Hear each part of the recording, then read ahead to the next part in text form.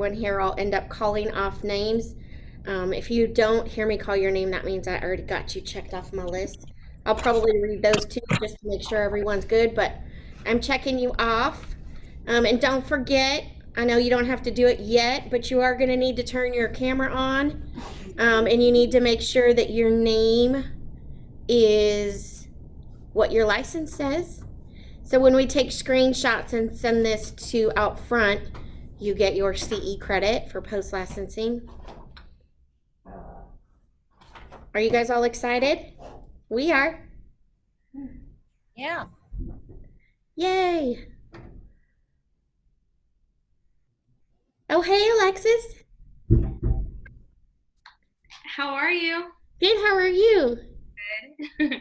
Good, haven't seen you in a little while. It's been too long. Not Yeah. that long. I can't wait till everyone can get back in the office all the time. I miss the people being here. Okay, I'm gonna go work on my uh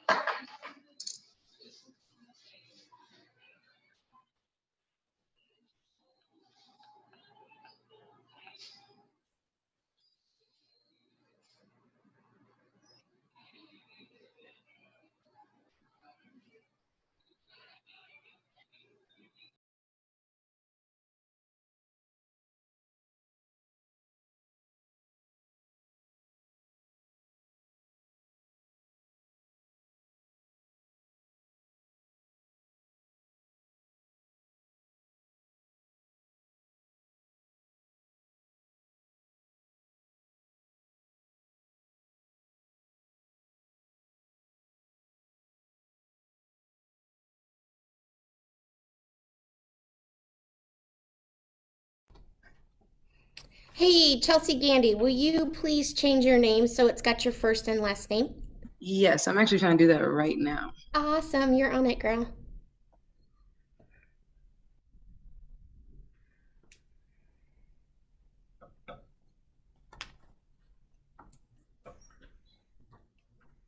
We got a few other folks. Rachel, there you go.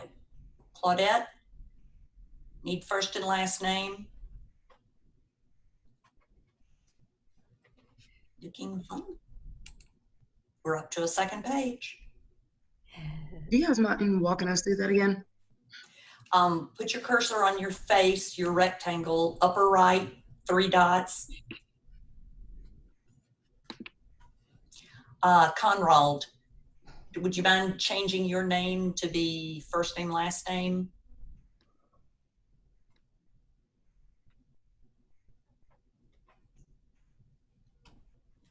Claudette, same thing. And I want to tell you that Sing Shin is really Jenny Shin from my market center. Hi, Jenny. Good to know. I wouldn't have found her. Yeah.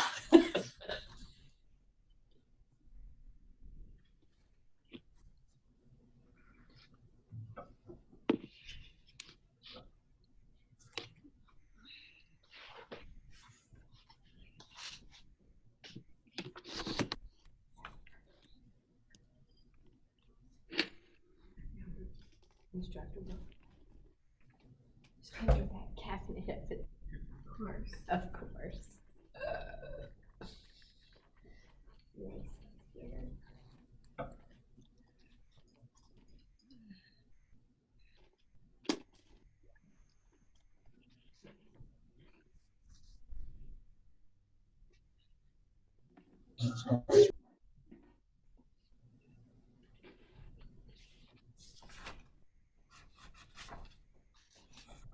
Brandon's iPhone. Brandon, can you change your name to your first and last name, please?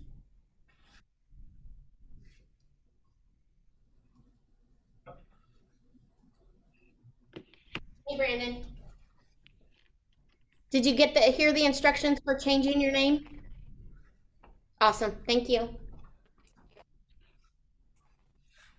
Hi, Michelle.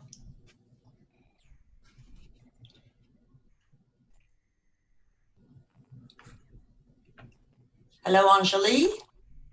Hello, Stacy. Hello, Brian White.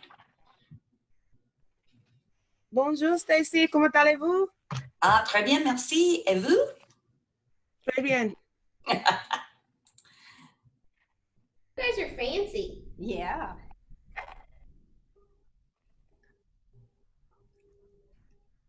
Hey, Brandon. Oh, I said hello. I'm sorry, guys. I had my Oh, phone hey, on Brian. mute.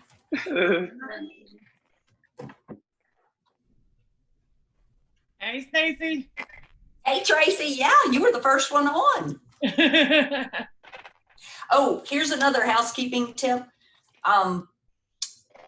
Although we want to see you all the time, if you move around, it's kind of distracting to the rest of the people. So if you have to relocate, like move to another room because of noise or something, stop your video for a sec, move, and then turn it back on, because it's not fun to watch people walk through their house.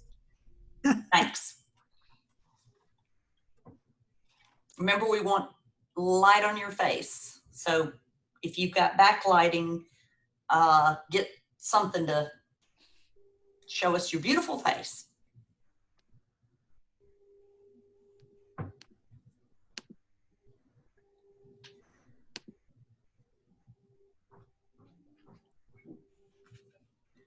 Hello, Chaz.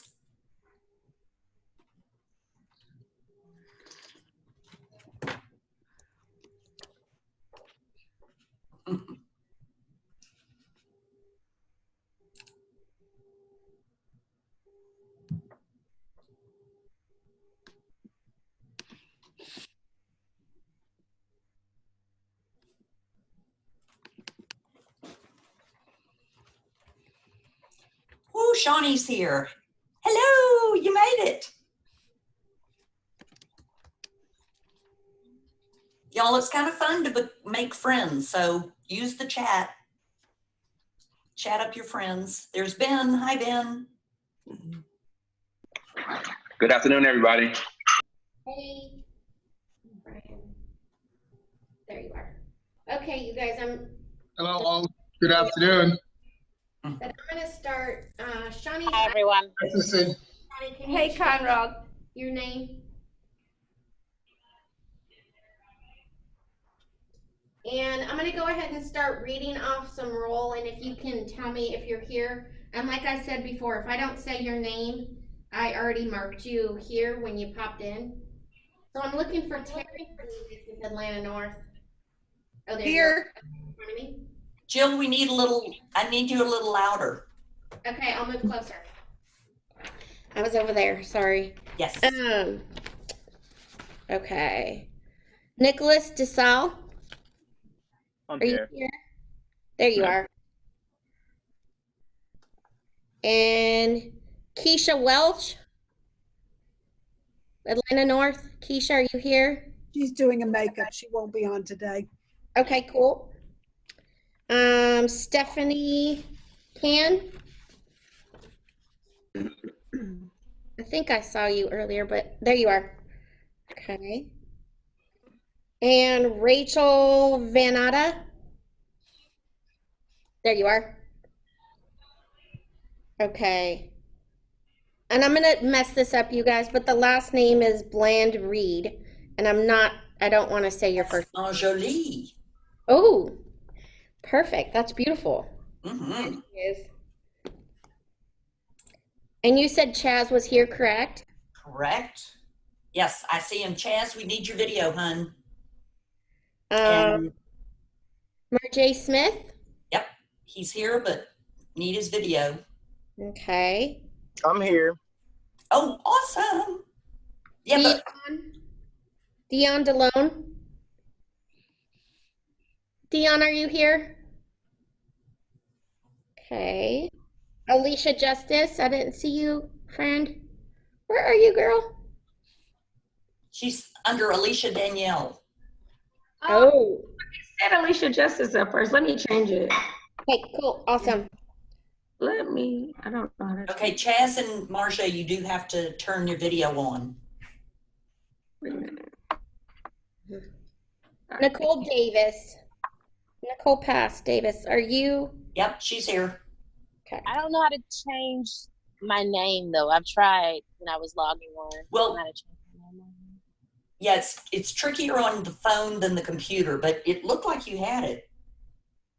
Where are you? Pages.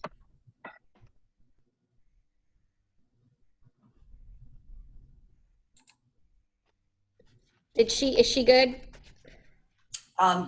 Yes, I think I've just. Amanda Bonilla. I don't see her. She just raised her hand. Oh, there she is. Awesome. Thank you, Amanda. And Trina Clapperton. There you are. Celeste Gordon. There you are. Lisa Green.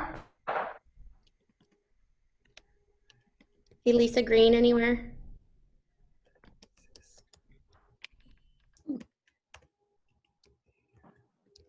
No Lisa Green? No, I don't see her.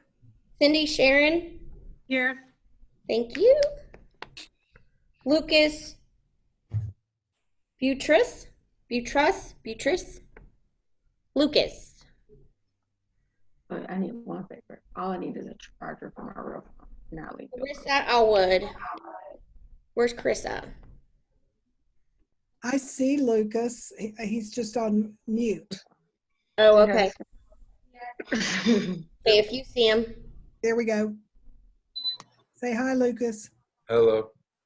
Awesome. There you are. Okay, Carissa Allwood. I'm here. Good. And we're almost done, you guys. Lorena Duque, I saw you. Jordan Endaha. I said that wrong. I'm so sorry. There you are, Jordan. Is it Inadega? I don't know. Inadehi. Inadegi. Dwayne Newman. Dwayne. Oh, there you are. Yep. And our last one on our list, Tatiara Orfels. Tatiana? Tatiana, are you there?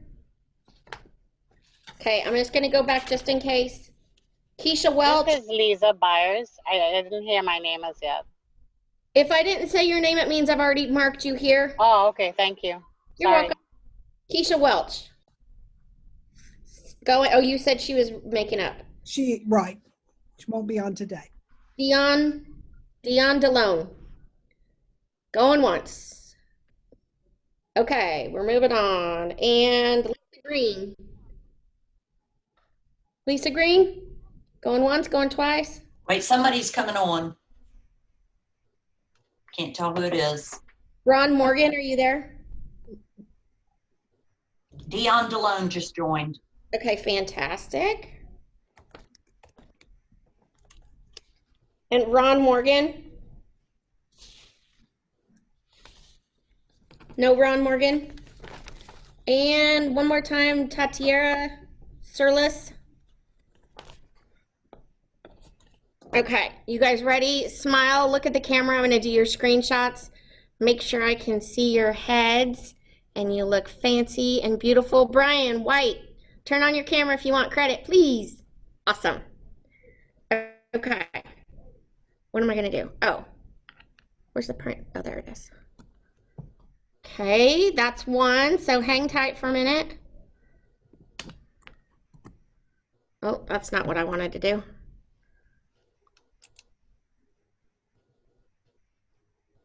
Sorry, y'all, it didn't copy like I had expected. No. Okay, smile.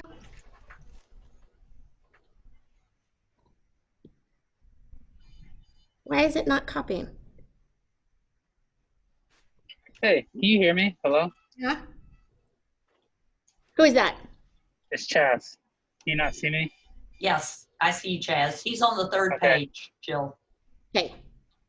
Hang on, you guys. I need to. This computer's not working to print screen, so I'm gonna do it over here. Just hang tight for a minute. Jill, I had to copy it and paste it to a Word doc. That's what I was trying to do, but it wasn't letting me. And this computer's better. Copy. Hey, Stacy, can you hear me? Yeah. Mm-hmm. Hey, I just sent you a message. A second one? Yeah, I sent you a message It's not. because I can. So I'm listening in, but I'm also working. I know, but I look at my response, Chaz. Why won't this let me? Okay. All right. Okay. Stacy, is there any way you can do screenshots? I'm having difficulty on this computer. Yes, I will. I was just going to offer.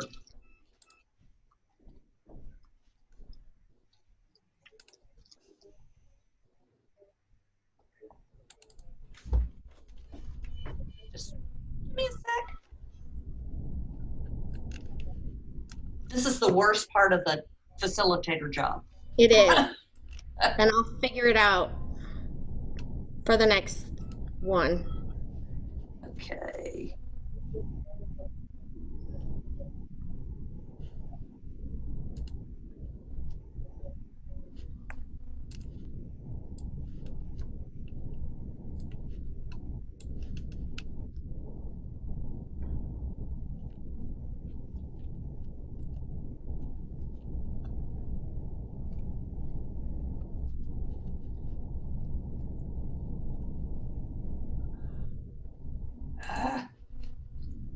Hold on, almost there.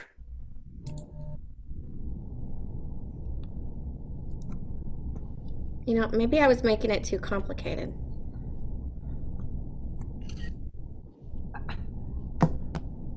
I figured it out for the next one, Stacey. Okay. I was making it way too complicated. Stacy, I've got the screenshots. Already? Yep. All right.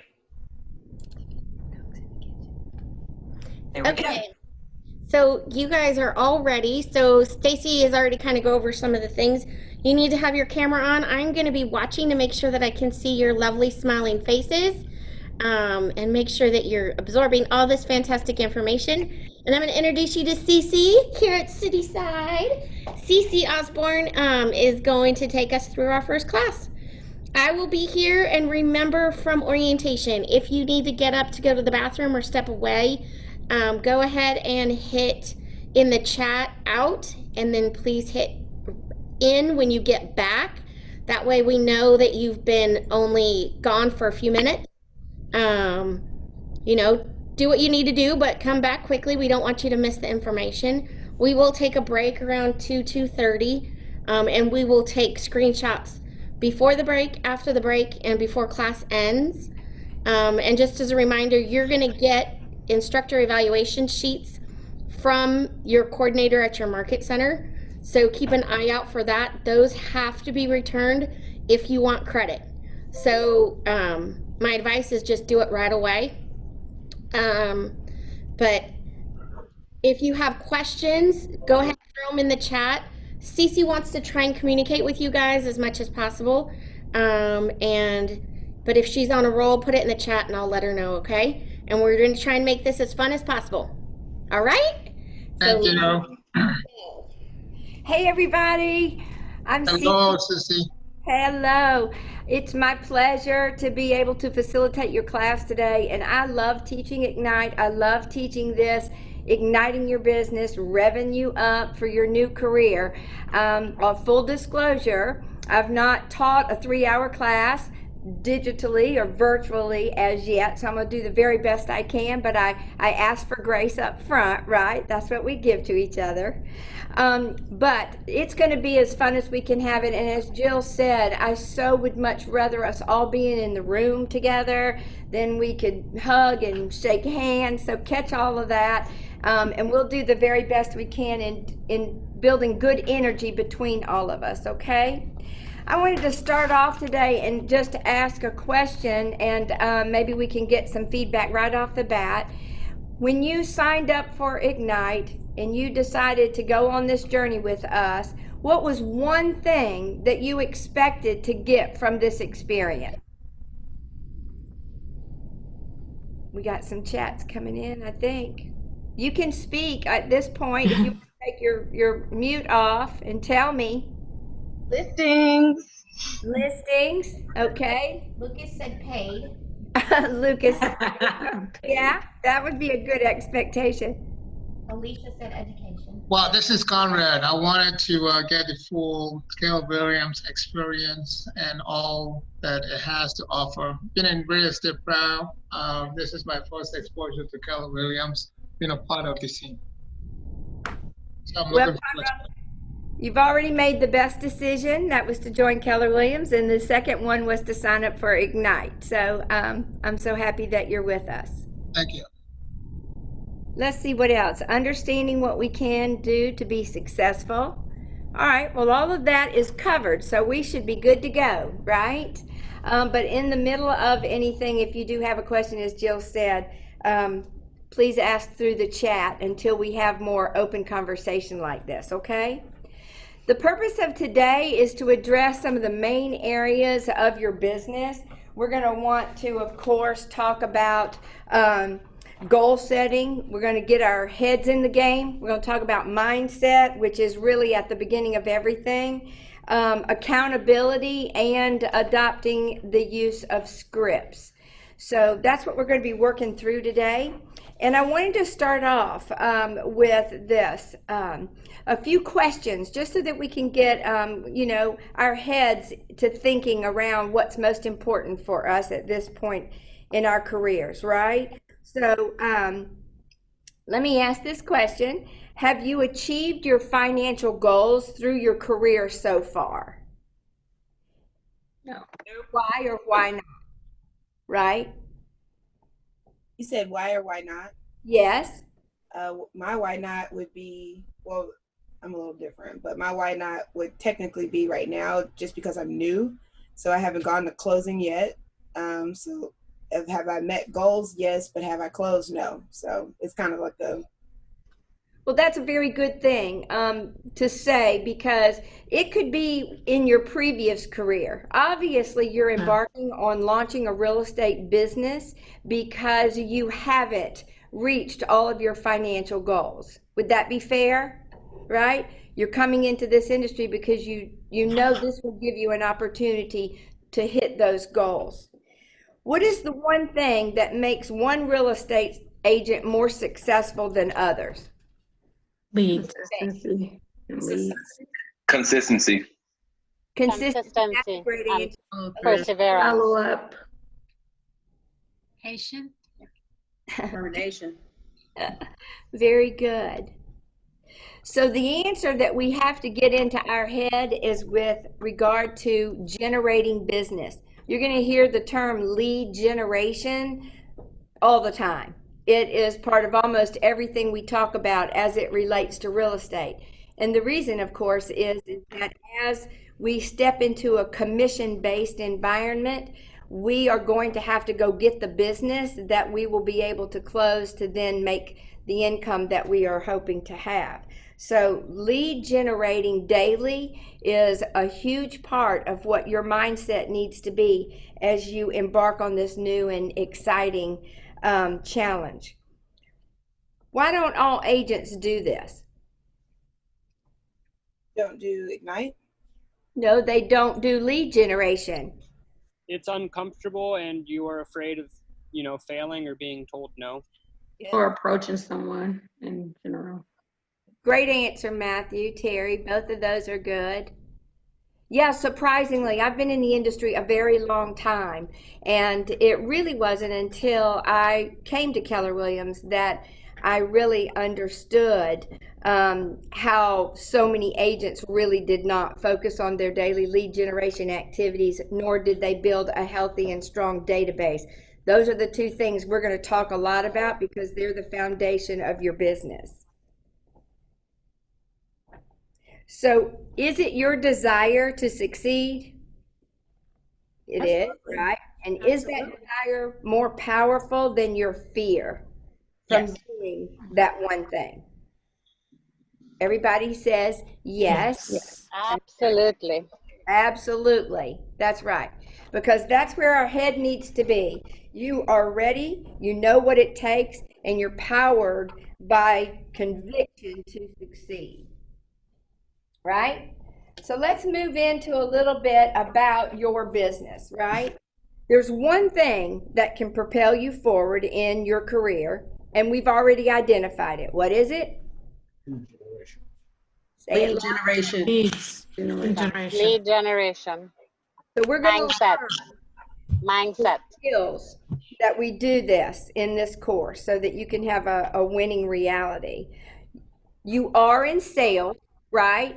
How many of you, is that a surprise when somebody says you've gotten your real estate license, you're launching a real estate business? Would you have said, I'm in sales? Yes. Yes. Okay. Because, yes, we are in sales to the extent that we sell our value to help people make good decisions for themselves, right? Absolutely. We're in sales because we have to generate business for ourselves. And we do that by selling our value, right? So we have to accept the reality that we're in two businesses. We're in the business of lead generation, and we're also in the business of real estate. Would you agree? Yes. Yes. So now we need to talk about our mindset and our attitude, because those are the two things that are going to be the foundation of helping you achieve everything else in this industry. And a lot of times we think that lead generation is all about making phone calls or bothering the people that we know that are in our sphere. Which way? We come from a place of asking them to support our businesses. And what I will tell you is the magic sauce is when you flip that switch, right? Once we get you competent and confident, you will take this attitude of hesitancy in approaching your friends and your relatives and your sphere of influence. You will flip the switch to know that you bring value to them, and then making those calls and having those conversations and coming from a place of contribution will be something that you will get more excited about. Yeah, at first it's going to be uncomfortable because we haven't been doing these things for the most part unless you've been in a sales capacity prior to getting into real estate. But you have to believe that you do provide value, and then you have to desire to go and help people with that value. So you've got to change your mindset to focus on being of service. Everybody follow my thoughts so far? Right? I often use a little example of the retail experience. We walk into the store. What is the first thing that happens? The clerk approaches us and says, Yeah. right? And what do we say? Most of the time, no, I'm just looking, right? We're not rejecting the person. We're not even rejecting their offer of whatever it is they could help us with. We're just rejecting the timing of that offer, right? So you have to look at, our job is going to be to continually reach out into those relationships and continue to ask, can we help you? And maybe 9 times out of 10, they're going to say no, but thank you so much for checking on us, or thank you for caring, right? But there's going to be that time when your phone call or your note card or your social media post, it's going to hit them right at a time when they're going to need your services. And if you've been committed to continually coming from contribution and offering your services, those people are going to take you up on it, right? So it's just a timing issue. We just have to continue to do the activities because we never know when is going to be the proper timing, right? Energy, enthusiasm, and a deeply rooted belief in doing the best job possible for each and every customer will attract people to you. Take every opportunity to educate the people in your personal, professional, and social life about what you do and how you can help them. These reminders for people in your network can lead to many, many referrals for business. So let's talk a little bit about, at the foundation of our MREA, the Millionaire Real Estate Agent, at the foundation of Gary Keller's desire for this organization, he did hundreds of interviews to try to identify the traits and habits of the highly successful. And through those interviews and through that research, he realized that there are 6 personal perspectives that are very important to building your healthy mindset, an attitude of service, and just your overall approach to life. So we're going to talk about these 6 personal perspectives, and we're going to start with the first one as being self-mastery. If you had to make a guess as to what that might be, who could give me an answer? What do you think self-mastery is? Self-mastery. Confidence. Am I on? Let's see. Okay. Self-mastery, in my interpretation, would be having the skills and ability and trust in yourself to be able to approach and have enough knowledge to impact your relationship with somebody that you are dealing with. Well, Conrad, did you read that off the page? Otherwise, you said it exactly right, right? No, I haven't read it, but I think I. Self-mastery is the possession of great knowledge, skills, and habits that make you the master of you. This is when you really can become the best version of you and what you're capable of. And when you commit to achieving self-mastery, you know your goals. You know your strengths and weaknesses, and you know how to work with both your strengths and weaknesses to seek and master the necessary skills and knowledge and habits to reach those goals, right? So throughout Ignite, we will be acquiring the skills and developing habits to be successful, moving you toward self-mastery. Would you agree that self-mastery is a good step 1? Absolutely. Right? Absolutely. All right. So we're going to move to step 2, and we're going to commit to the 80-20 principle. How many of you have ever heard of the 80-20 principle? Conrad, are you I've heard of it. raising your hand? I've heard of it. Charles? I Yeah. don't see you, Charles. But have. please answer if you know the answer to that. You said you're familiar with the 80-20 principle?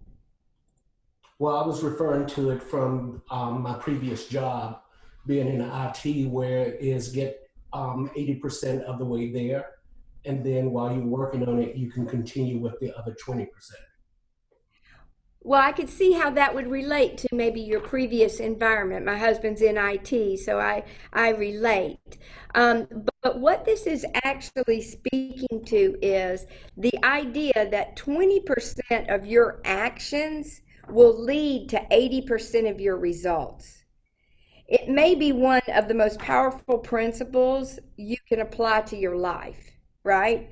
It's suggesting that we get the most from our very focused time and effort. It doesn't mean that we have to work harder. This is where that works smarter, where we identify what are the income producing activities, and we make sure that we put that into focus and do that in our first and foremost time of the day, so that we can count on those activities generating 80% of our results. You're going to hear a lot about this. We will often say, as we hold each other accountable and as we move through more of an accountable environment, is, are you working in your 20%? It's a quick way to bring you back into focus because this business tends to be very reactive and we're coming from service and most of us enjoy providing that service. So there is this huge temptation to react to everybody's need of you or request of you. And what you have to remind yourself is while that may be something that needs to be done, does it need to be done in front of working on my business? We too often will say that, you always work on getting new business before you spend time working in your current business. Does that make sense, right? Because if we're always filling our pipeline with future business opportunity, then we can have some sense of satisfaction knowing that we've at least done the big rocks of what our business is about, right? So in Ignite, we're going to identify your 20%. We're going to help you accept what that is, and then you will see that that's your money-making activity. And what do you think that is? What do you think your 20% is if you just had to guess with the first 30 minutes of this class? Lead generation. That would be lead generation. Very good. Very good.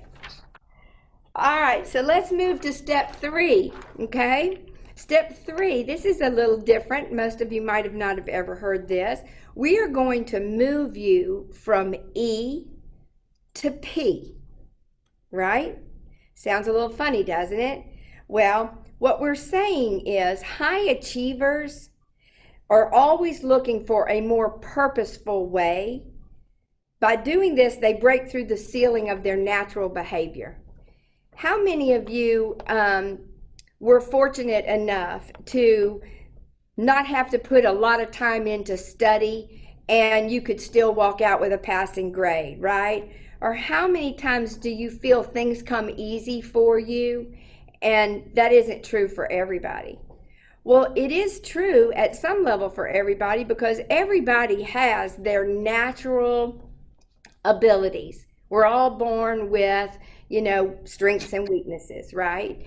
And what we know though is that you can only get so far in your business or in other areas of your life when you just operate off of I can do this because it's my nature or it's more of a natural behavior for me. But when you really want to push to get to another level of success, you're going to have to be much more purposeful. So the E to P is talking about your entrepreneurial self is banking on your natural abilities, and being purposeful is what's going to break through the ceiling of your natural limitations and put you into a whole nother realm of opportunity. Does that make sense? Yes. Good. Good, good.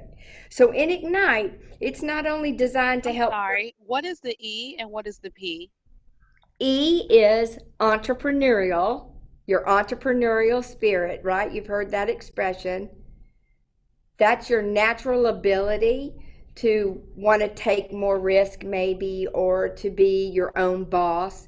And for a lot of people, they can get pretty far on just that entrepreneurial nature. But most of us, if we really want to break through limitations to get to be our best versions of self or self-mastery, we're going to have to get real purposeful with it. And if you think about it, it's the same thing as the 80-20 principle, right? We're taking 20% where we're being intentional and very purposeful and focused so that we can then generate 80% of our success, right? So in Ignite, we're going to help you start your business in this light, right? It is designed to help you grow your business.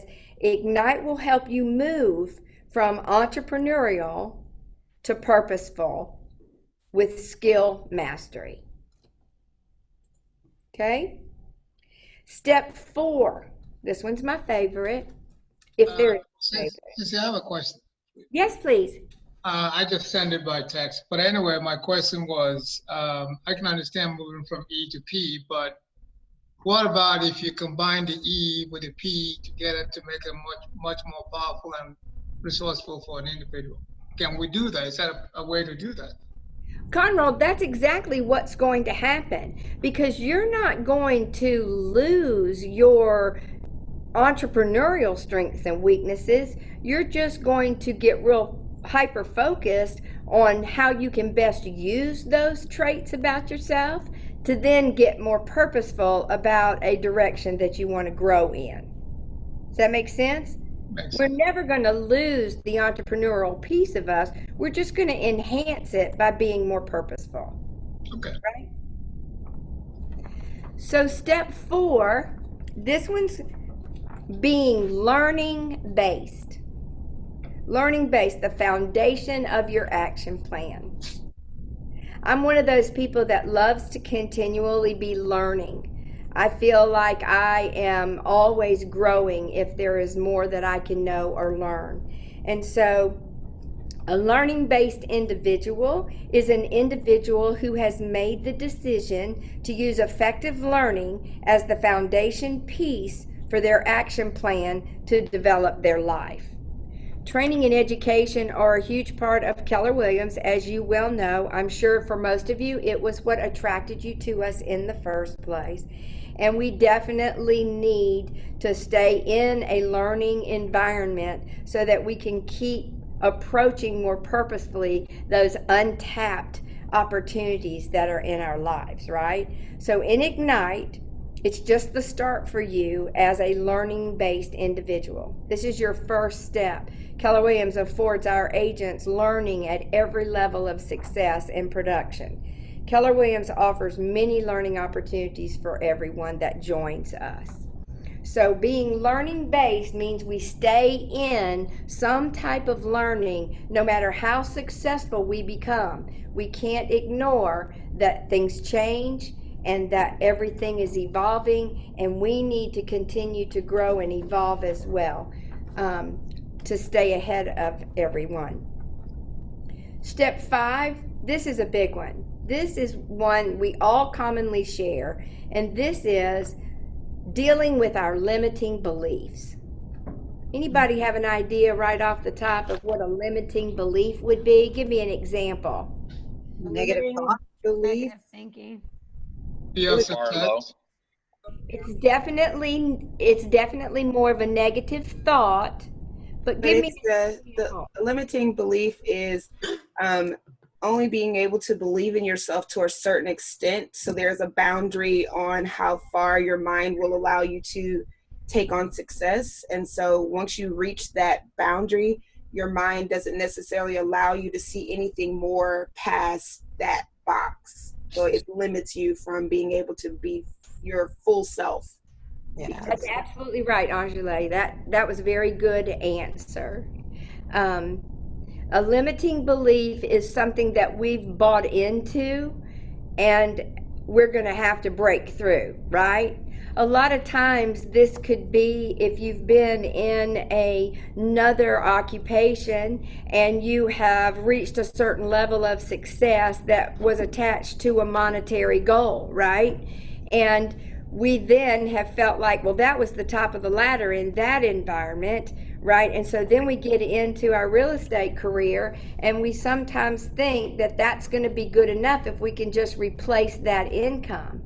Or some of us fear that we'd never make any more than that, but at least we'd be our own bosses and that type of thing. And these are the things that we want to expand your thinking. Keller Williams is a company of abundance, and we dream big and we take bold action, right? And that gives you then an environment that helps you break through those limiting beliefs. And it's so necessary. A limiting belief might be when you're new, you know, I feel like I have to be an expert before I can actually go out and take control over my business, right? And so if you had a thought that said, I have to be an expert and know everything before I can begin my business, what would be a way to flip that to where it became an unlimiting belief? Accepting the challenge and going out to experiment. Just believe in yourself that without limiting, you know, your approach to the business itself. Don't be afraid of failing, in other words. Your self-talk would have to be more along the lines of, I need to be a professional, not an expert, right? Expertise will come from doing. This training will best prepare me for success in the real estate business, and taking a productive action will cause my success, right? We flip anything that you have as a, negative belief, or anything that you feel like is impeding your ability to move forward and succeed. You need to figure out a way to flip it to a positive. That's a great exercise to be mindful of in life, not to mention in this business. We believe in the positive affirmations. We believe in willing into our lives the things that are going to bring us success. So we can't spend any time in those negative thoughts or in those limiting beliefs, right? Throughout Ignite, you will learn how to combat your limiting beliefs and turn them into action. And then we have step 6. This is the one that we all get a little choked up about. This is called being accountable. I know that in many cases, a lot of us have looked at accountability in our past as maybe going to the principal's office, right? You're having now to be accountable for some choices or activities that you've participated in. Well, accountability is nothing like that. Accountability is to help you reach your goals. First and foremost, it's an attitude and an approach to your life. An accountable person says, everything in my life is a result of my choices and my actions. I own my life, right? Accountability is a tool for continually changing the results in your life in those areas that matter most. What would that be? Your 20%. A person who's accountable in their 20% says, I own my life, and in certain areas, I want to continually improve my results. I will be purposeful, and I will be learning based to continue improving. Ignite will provide you with tools to develop and cultivate your accountability to be successful. 6 personal perspectives. We will teach on them. You will see all of that again and again, because they are foundational principles, and they are very true to helping you in all the areas of your business. And like I said, that spills over into your life. So we want to touch just a little bit on some housekeeping and some things that are going to be some expectations. And so we want to really get the most out of this experience, right?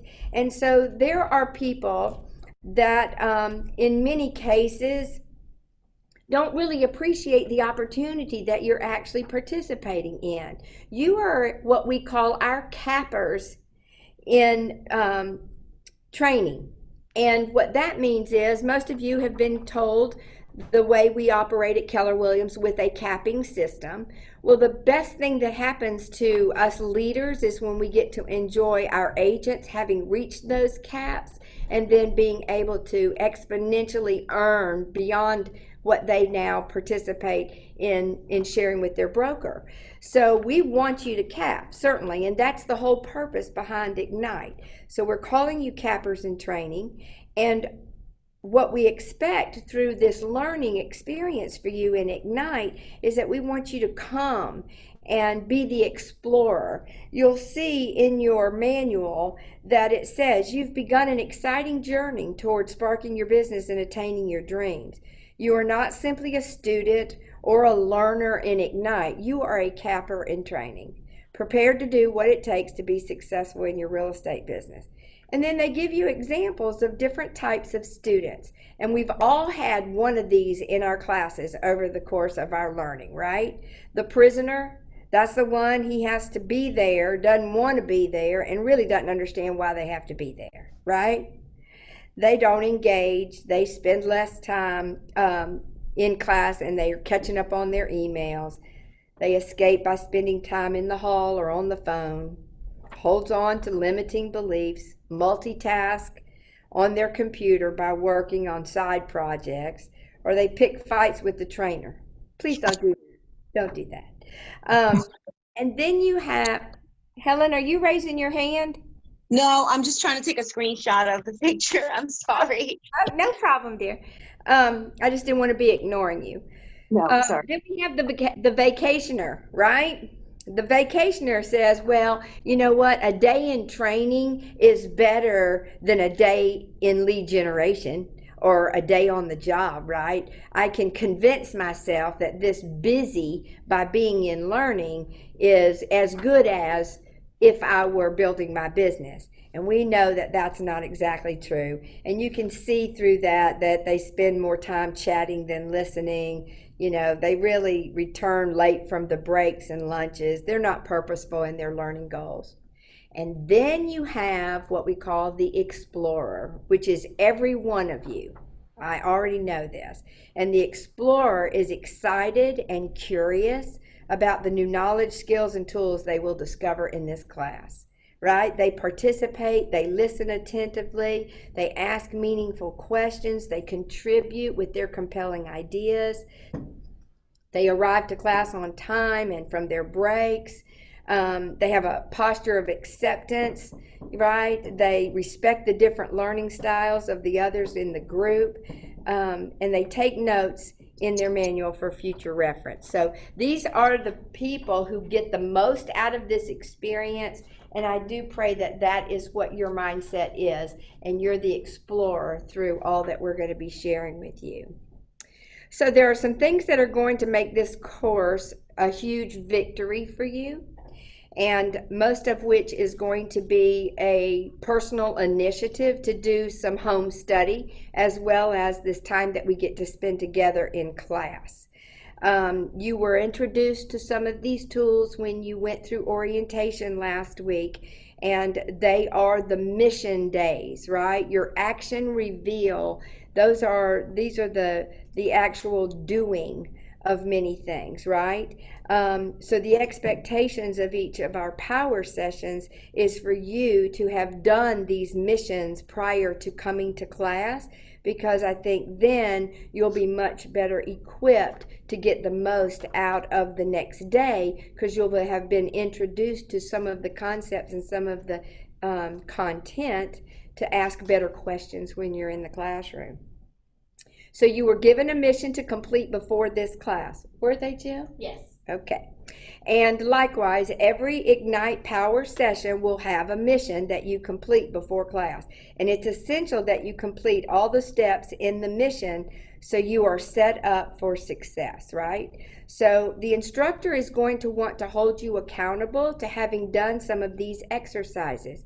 And I will tell you, if you don't take a real intentional, focused purpose in doing these missions, I would do them almost immediately following. I know 3 hours is a long time, but if you could invest another 30 minutes and knock out watching these videos or reading through these scripts or going to a certain area or going into your tracker and making sure you're tracking your numbers, these are the things that will make you feel so much more confident and prepared for the next day's class.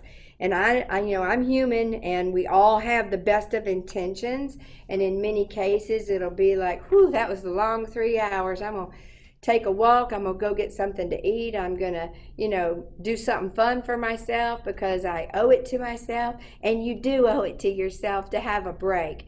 But if you don't get back to the missions you'll wish you had when you come to class the next day. Everybody understand that thinking? Mm. Yeah. We're all guilty of doing that, right? Mm-hmm.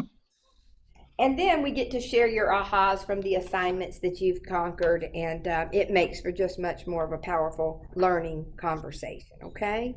So the expectations for the power sessions, right, is, you know, in this class today, we're going to touch on declaring your personal big why. That may not make a lot of sense to you yet, but it will here in just a few minutes. We're going to set some monetary goals, and then we're going to be accountable to your big why so that we reach those monetary goals. And we're going to learn to use influencing sales language so that in our dialogue with our clients and our future clients, we'll be able to help them make some good decisions for themselves, right? So the faculty is committed to supporting you, and we are committed to leading by example. So many of your instructors, as we move through the rest of this course, will be making calls while you're making calls. If that's appropriate, they may be handling other situations that are part of their business. But that's all for you to watch and to try to emulate, right? It's all about you in the long run. Okay, so this is your new job and you should be expected to work on it. And a lot of times this is not a Monday through Friday. You may very well have to invest extra time on the weekends.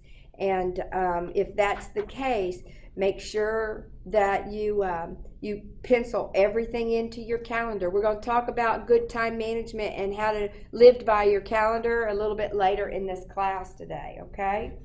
So I think we've established plenty of the ground rules. We want to arrive on time. We want to be fully present. We don't want to be distracted. We want to respect each other in the group. We want to help each other learn because none of us is as smart as all of us will be working together. And we do want to consider a lot of times our conversations in this small group of 50 of you, confidential things that we might want to share or that we wouldn't want everybody to know. But when you get more comfortable with this group as you move through the next 3 weeks, you're going to develop relationships, and we encourage that you do that back at your own market centers or online or through social media or through Zoom, right? You can create your own small groups and compare notes and learn together that way. And we want to be so respectful that we keep what is confidential within that small group and respect each other for that, right? More importantly, we want to have some fun. And you're like, well, so Cece, when's that starting, right? And it's like, well, I hope that you're learning, and I hope that to this point you feel like that's fun. And let me know how I could spruce it up if it's getting too boring for you, because I don't want you to fall asleep or I don't want to lose you, okay? All right, so we're going to focus on 4 skills that we're going to develop in this Ignite experience to make it happen, right? And so let's recap a little bit. What is your job? You know the answer to this. Sales. Lead generation. Lead generation. Yes, lead generation. Hey, when in doubt and ever asked a question, that's always the answer, right? You just always say lead generation and you'll get an A, right? All right, so who is your customer? Everyone. Everyone, that's exactly right. So what is your product? Service. Service, yes, right. To deliver a stellar experience for our clients. So we're going to learn today, number 1, we're going to know your big why and your monetary goals. We're going to get into that in just a minute. Then we're going to make a commitment to daily lead generation. And then we're going to learn some scripts and dialogue to give you some words to say. And then we're going to talk about accountability, right, to that big why and to your monetary goals. So first and foremost, we're going to talk about monetary goals, right? So what drives you is not only your mindset and attitude, but what you're passionate about, right? Mm-hmm. So we ask these questions. What stirs your soul, right? Mm-hmm. What stirs your soul? Think about these things for a minute. I'm going to read through. Why are you in this business? And what do you hope to achieve for yourself and your family? The answers to these questions are the basis for your big why. And to fuel that big why will take money. So we have to attach it to an income goal. To achieve success, you need motivation and inspiration for doing it. Your big why is going to be your inspiration and your motivation. So, Big Why is kind of a puzzle to many of us, and I'll remember as I was newer in this line of thinking, I really struggled with, what is my big why? What is it that's going to drive me through the days that I just don't feel up to it, right? But I have this monetary goal, and I know every day counts. So on those days, what is it that I'm going to hold on to as my prize, right? Well, it's going to be the result of whatever our big why is. Somebody share with me if they think they have a big why. My family. My family. Okay, Nathaniel, that's a great answer. And we're going to help you really get more specific about what about your family, right? Time, freedom. Time, Alicia, that is very good. Yes, time is as equally important to many people, especially as your business starts blossoming. You're going to realize that, you don't want to sacrifice time for more money. So you're going to have to start getting smarter, right? About how you stay in your 20% and you delegate all that other stuff that might be eating up your time. Can I share my why as well, real quick? Absolutely, please do. My why is to walk away from corporate America. I'm a senior event manager for the W Hotels. I produce almost $30 million a year in events, and I walk home with less than 4% of that. So, like, knowing how much you do and the work that you do, I love my job, would do it forever, but knowing how much work you do and you're only taking home so much of that, or no matter how much work you do, you're only taking home so much of that, kind of opened my eyes this year about, like, it's time to really kind of put my foot down and work for myself and start trying to strive towards those goals versus constantly making someone else millions of dollars when the same sales I do in events is the same sales that I'm using out here in the field every day. So, and I'm watching it work. So I know eventually things are going to have to change. Anjali, I see a lot of heads shaking. Yes, they're all with you, right? Welcome to reality. Well, and the truth of that, you touched on a couple of things that are really important for me to. One is you said, I love my job. I could do it forever, right? But you are getting into this industry to not have to do that forever. And there's a lot of us that are going to hang on to that other job longer than you should. And I'm just telling you that up front because you can, right? And I have a slogan. I say, my agents will tell you, just because you can doesn't mean you should, right? Right. And so we see it a lot where you get comfortable with, 1 foot in the real estate camp and 1 foot in your previous career. And that's where you're going to have your biggest challenge is weaning yourself off of something you love, right? You may love it, but you know that when you start adding up the return on the investment of your time and your energy, you realize real quick, well, if I only worked for me as hard as I've worked for them, what the difference would be in your family and in your income and in your time. Everybody follow that?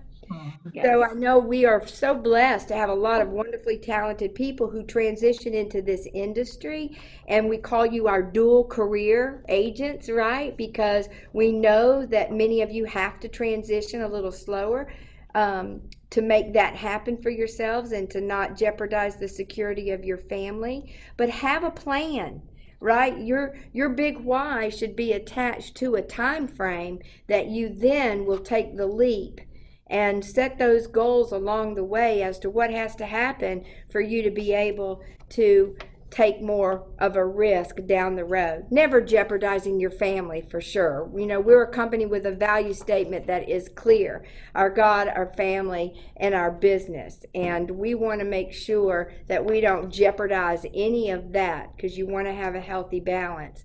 But you do have to have a plan and then work your plan. And we're going to work on some of that here as we move forward, okay? Hi, may I share my why? Yes, Lisa. I'd just like to inspire the young lady who was just talking. So I did the opposite of her. I've already quit my job cold turkey because you can't have, like, you know, as the word says, you can't have one foot in one area and the other foot in the other area, because you can't love the two or divide your attention between the two, because one thing is going to always suffer.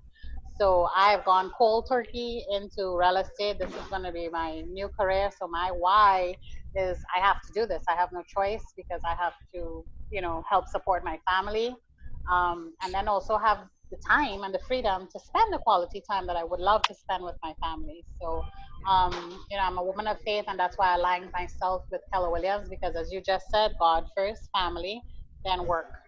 So that's my mantra. So thank you, and looking forward to exciting learning with you. Oh, great, Lisa. Thank you for those comments.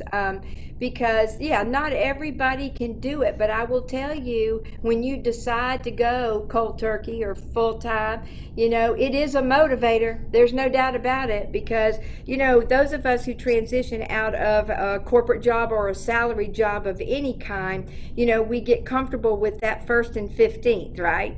When you get into real estate, you have to be the provider of your first and your 15th. And so it definitely helps you adopt some of the disciplines and create a little more structure for yourself than what you might be thinking right now. You know, Gary Keller, I've always appreciated, he said a lot of us get into the industry because we want the freedom and the flexibility of owning our own businesses, being our own boss.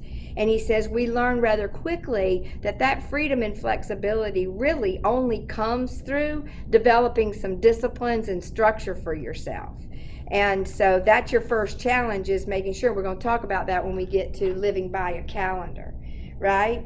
But to finish up with your big why about this, passion for something beyond your real estate, that is what you're hoping to be able to do when you've made your millions, right? It says anyone can achieve the goals set in this course, but not everyone will. The journey requires discipline and a commitment to follow models, systems, and a schedule every day. It requires passion towards something bigger than the task at hand, right? So first, we have to have a big why. We build our big why around something that we're passionate for.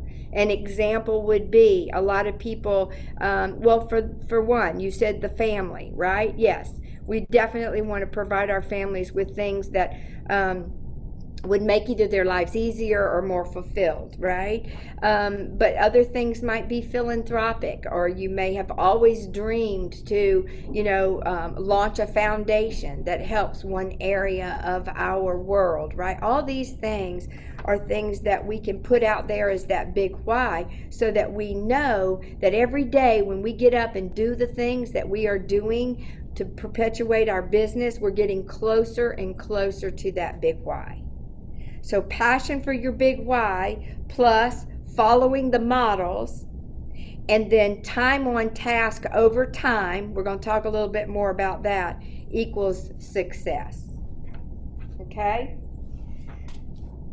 So top agents can articulate their big why. So we're going to spend a few minutes in you having some personal thought around a big why. Okay?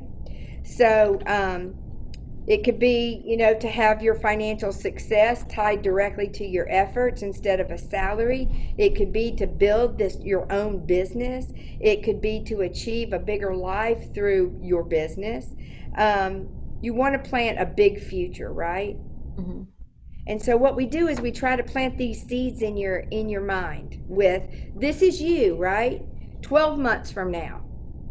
You have completed Ignite, it's way in the wings, right? And you have started building your business, and you are sitting there one day and you're thinking to yourself, man, my business is thriving. Yeah, my life is everything I dreamed of. Your customers rave about the experience. Spend some time personalizing this. Think about it. If you're dreaming this, you're saying this. And the experience and value you provide, and they think of you when they have a real estate need. Your family and friends are so proud of your success and are consistently referring business your way. You're helping others live their dream of owning a home because you are focused on helping them get what they desire. You are building the foundation and momentum for your entire career and gaining relationships and experiences and the income you desire. You are the top agent in the market center. As a first year, you are the rookie of the year. You're poised to hire help, right? You're going to start leveraging some of that 80%, right? Maybe it's a part-time assistant to handle that. You're taking care of your 20%. You're being very purposeful, very focused to grow your business. You are truly on the path to building a career worth having, a business worth owning, and a life worth living. We've elaborated on that to expand it to experiences worth giving and legacies worth leaving. I like the legacies worth leaving part, don't you? Absolutely. Absolutely. So this is you. This is you 12 months from now. So what is going to get you there? What are you going to embrace as something that you can dwell on or think about, right? There's a page in your materials. In my book, it's page 21. I'm not quite sure of yours, but at the top of the page, it says, your turn.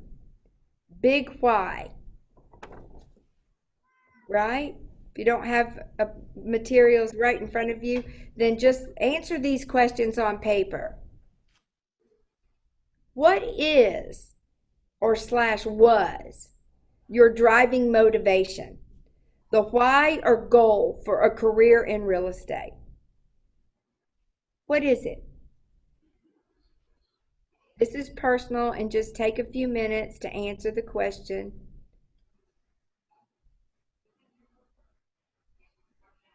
Everyone doesn't have a digital book, so if there's like a document that you're referring to, obviously in the book, that you can like post up for us who don't have the actual copy of the book, that would be great.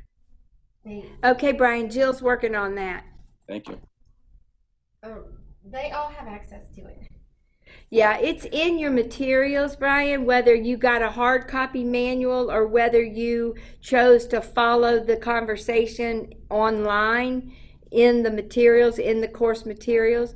But for time's sake, Brian, why don't you just, if you have a piece of paper in front of you, I will read the question again, okay? And then you can kind of formulate your answer. What is your driving motivation? The why or goal for a career in real estate? Without the answer, I'll give you the answer. I'm sorry? What'd you I say? was asking, how do you want the answer? Written out to you through the text Think or... about it first. We're going to go through that. Thank you, Conrad. We're going to go through these 4 questions, so I'm going to go ahead and ask them to you. I want you to spend a minute formulating your answers, and then we'll share some secrets with each other, right? Or share some answers with each other. Sound good? Sounds good. Second question will be, what will achieving your goal mean for you? Now remember, we are in an environment of abundance. We think big. The next question is, in what ways will your life change? And the last question is, what doors will open for you?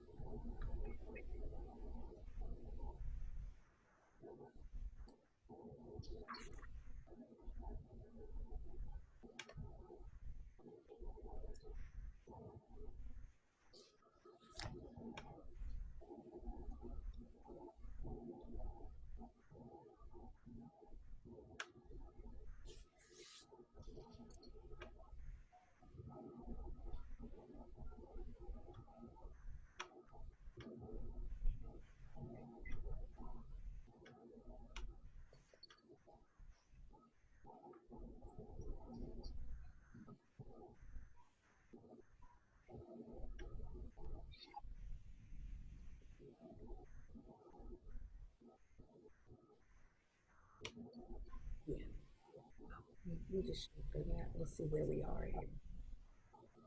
So when anyone is finished with their exercise and they feel comfortable to share with us, I'd love for you to let us know. You can put it in the chat or you can raise your hand.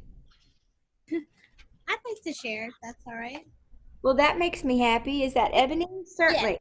Hi, Go how are you? Go right ahead. What motivated me to pursue a career in real estate is kind of to be able to contribute and impact and make an impact in my society. So I found myself, prior to doing real estate, I was a firefighter. I was volunteering with the Explorers program. I was volunteering with the American Cancer Society. And I was spreading myself really thin with all these different organizations because I wanted to add value and do something that was meaningful and fulfilling to me. And I got I came to the realization that I'm only one person. I only have 24 hours, and I couldn't make the type of impact that I wanted to being spread out so much. So with real estate, I feel like transitioning into this industry, it's still something that is very much needed. It's still something that's valuable and that can be fulfilling in a way where I'm helping people to make one of the biggest decisions of their lives. But also, it's not something that will only benefit other people, but myself as well, that may empower me to be in a position to allocate my time in a different way and be able to make a greater impact and contribution to the different passions that I had in the past. So Excellent. Excellent, Ebony. That's very, very good. Ebony, I used to be a fireman too. Ah, bonjour. Bonjour. Comment allez-vous? Bien. I admire you both.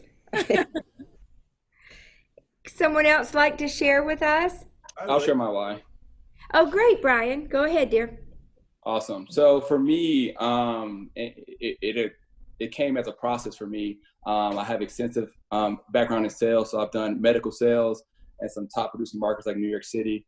I'm an educator at heart, so I currently teach right now at Morehouse, and I teach subject matters that matter to me. But as I see with my students, it doesn't have the same impact on them. So with real estate and me, it gives me the opportunity to really help and educate, underprivileged minority families really get that education they need to pursue home ownership. I think, that's probably one of the biggest fears they have. And the fear is driven from the lack of knowledge and understanding.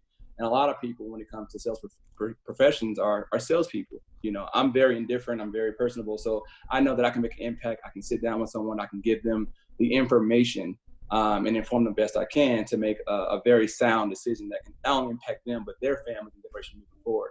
And I think that type of, step-by-step process helps, when it comes to economic gaps, when it comes to social or racial lines, you know what I mean? And, my personal goal is to put 1,000 families into homes.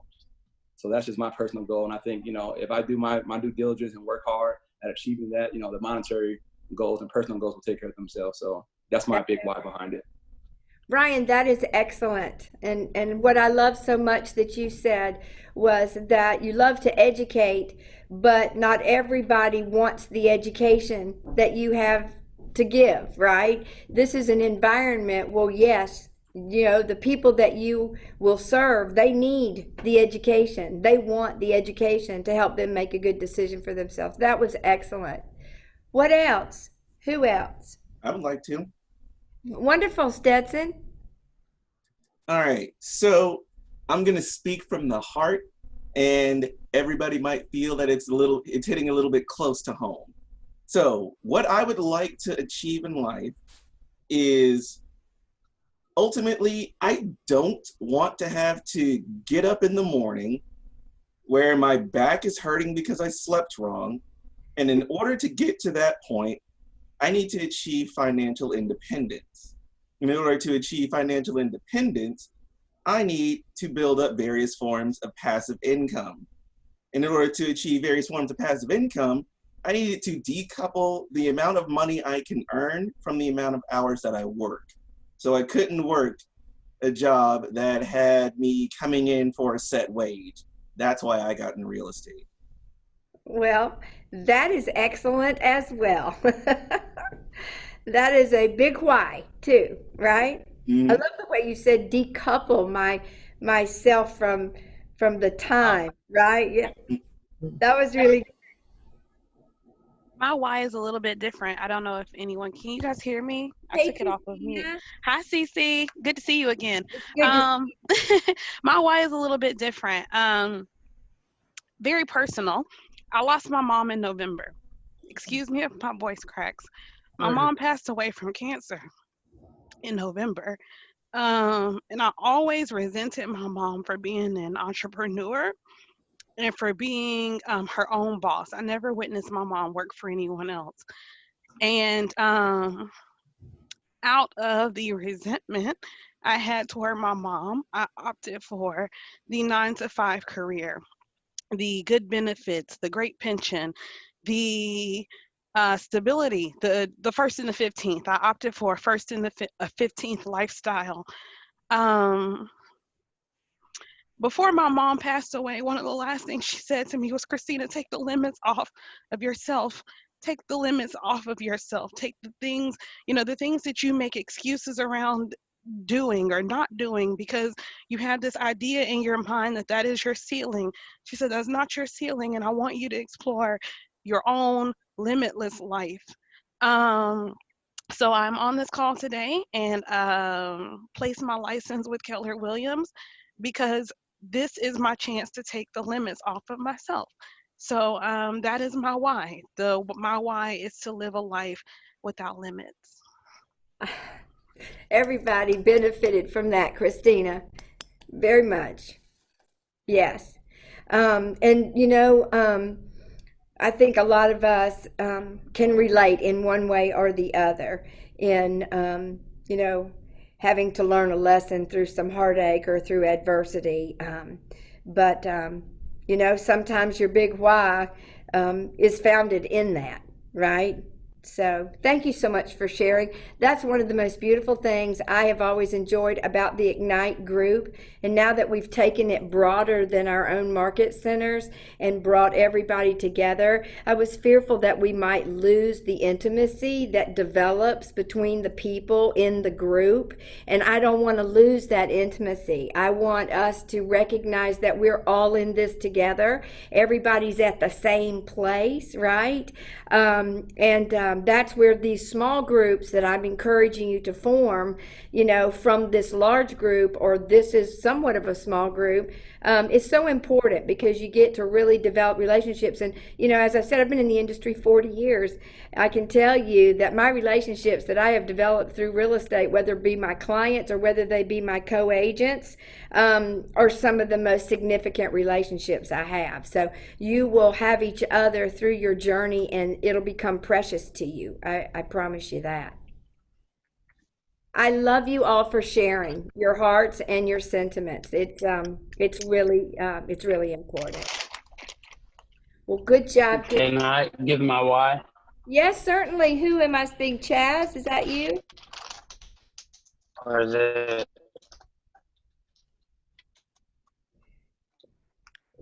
Oh, I can't hear you. Chaz? Yeah. Yes, dear. Hello. Yeah. So the reason that I decided to get in real estate is like I've always loved the idea of essentially like having your own business, and really being an entrepreneur. The plan originally was last year to step away from nursing. I work in nursing, I do ICU. And kind of with COVID happening and the craziness of everything, I've actually had to be in it a little bit longer, which has been awesome. But ultimately, the plan would be to step away from it and then to mainly just do real estate. So I would say that's my why. Really, just wanting to have my own business and have more financial freedom, and not having to clock in. Granted, it's not like you're not working, like you're grinding and you're working, lead generating, but it is a different type of work. Yeah. Yeah. Chaz, what I have always said is we get a lot of people from either the nursing background or educators or more Mhm. service-oriented people because of your innate care and nurturing and concern for people. Mhm. You do very well in the real estate industry because you really can transition your skill sets that you've been using in your previous environment. Quite honestly, I could say that probably about each and every one of you. There are aspects of what you have done well in previous occupations that you will be able to transition into this industry. So, yeah, thank you, too, for being a caregiver during these crazy times. Yeah, yeah, of course. All right. Well, we kind of took the next page into hand and we jumped right into sharing. And so I appreciate everybody so much. How about now if we take our big why and we figure out what kind of money we want to make to achieve it? Does that sound good to everybody? This is the good stuff, right? This is what we came for, is to figure out how we're going to make some money.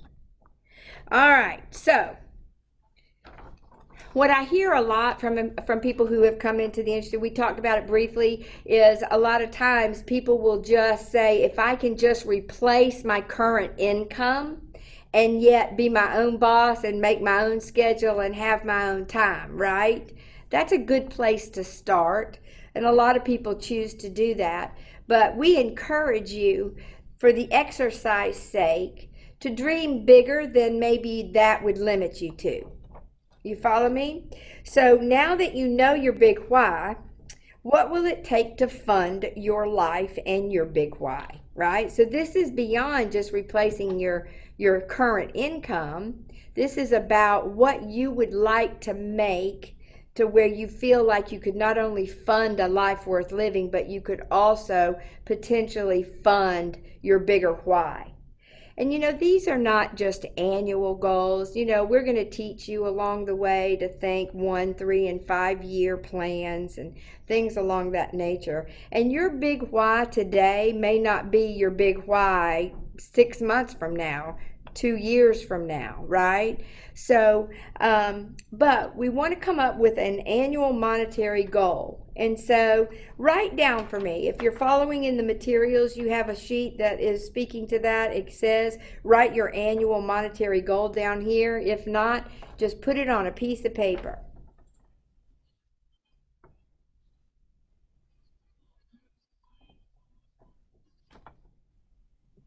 Now, is this like you're saying like your annual monetary goal for like your first year, or like your annual monetary goal like forever?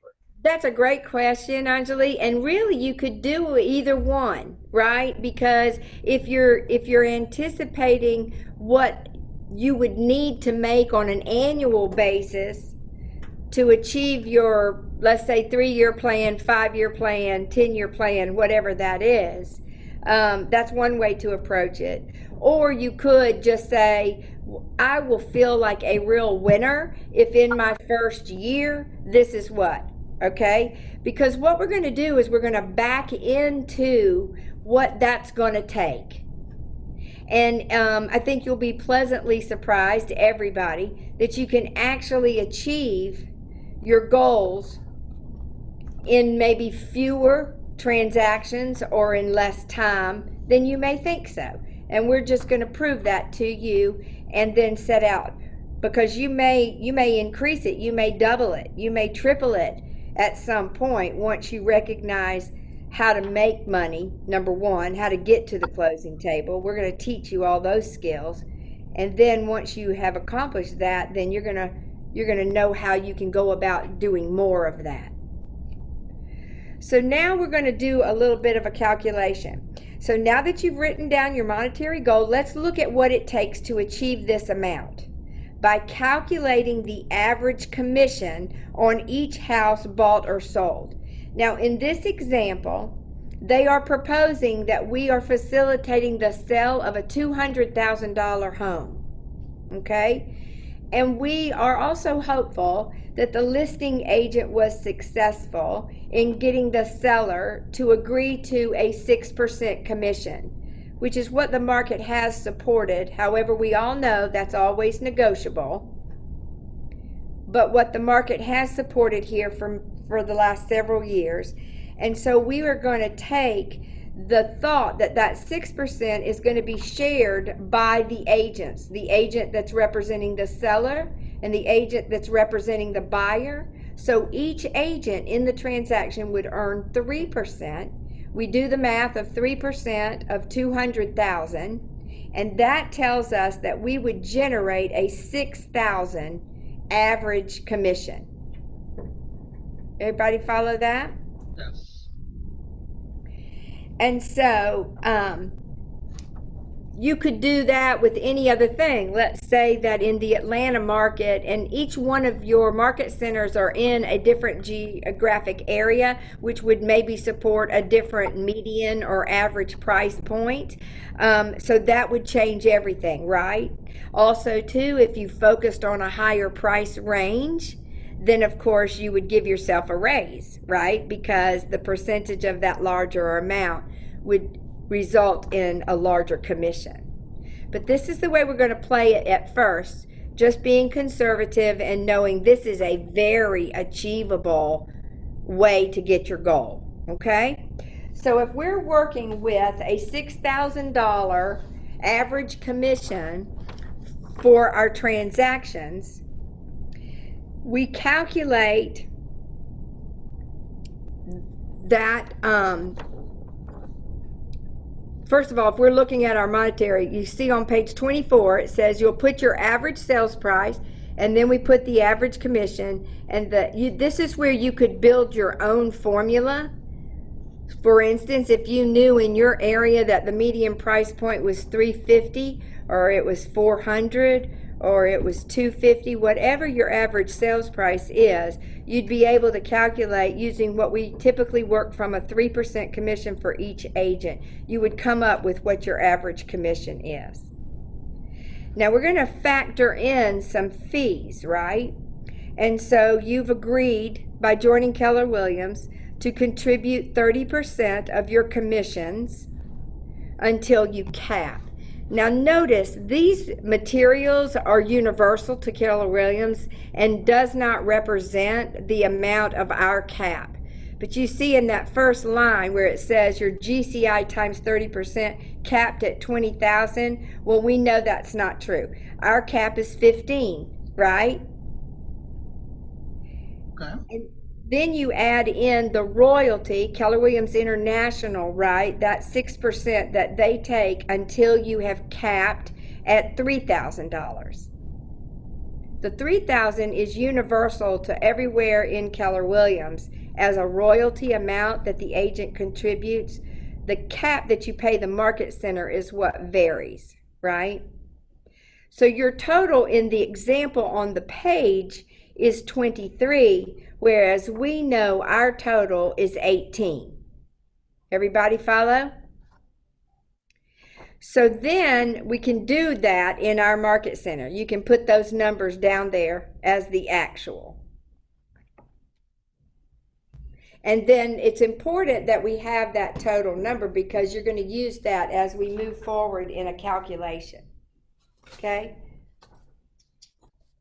We're now on page 25, and we're going to walk through the example, okay?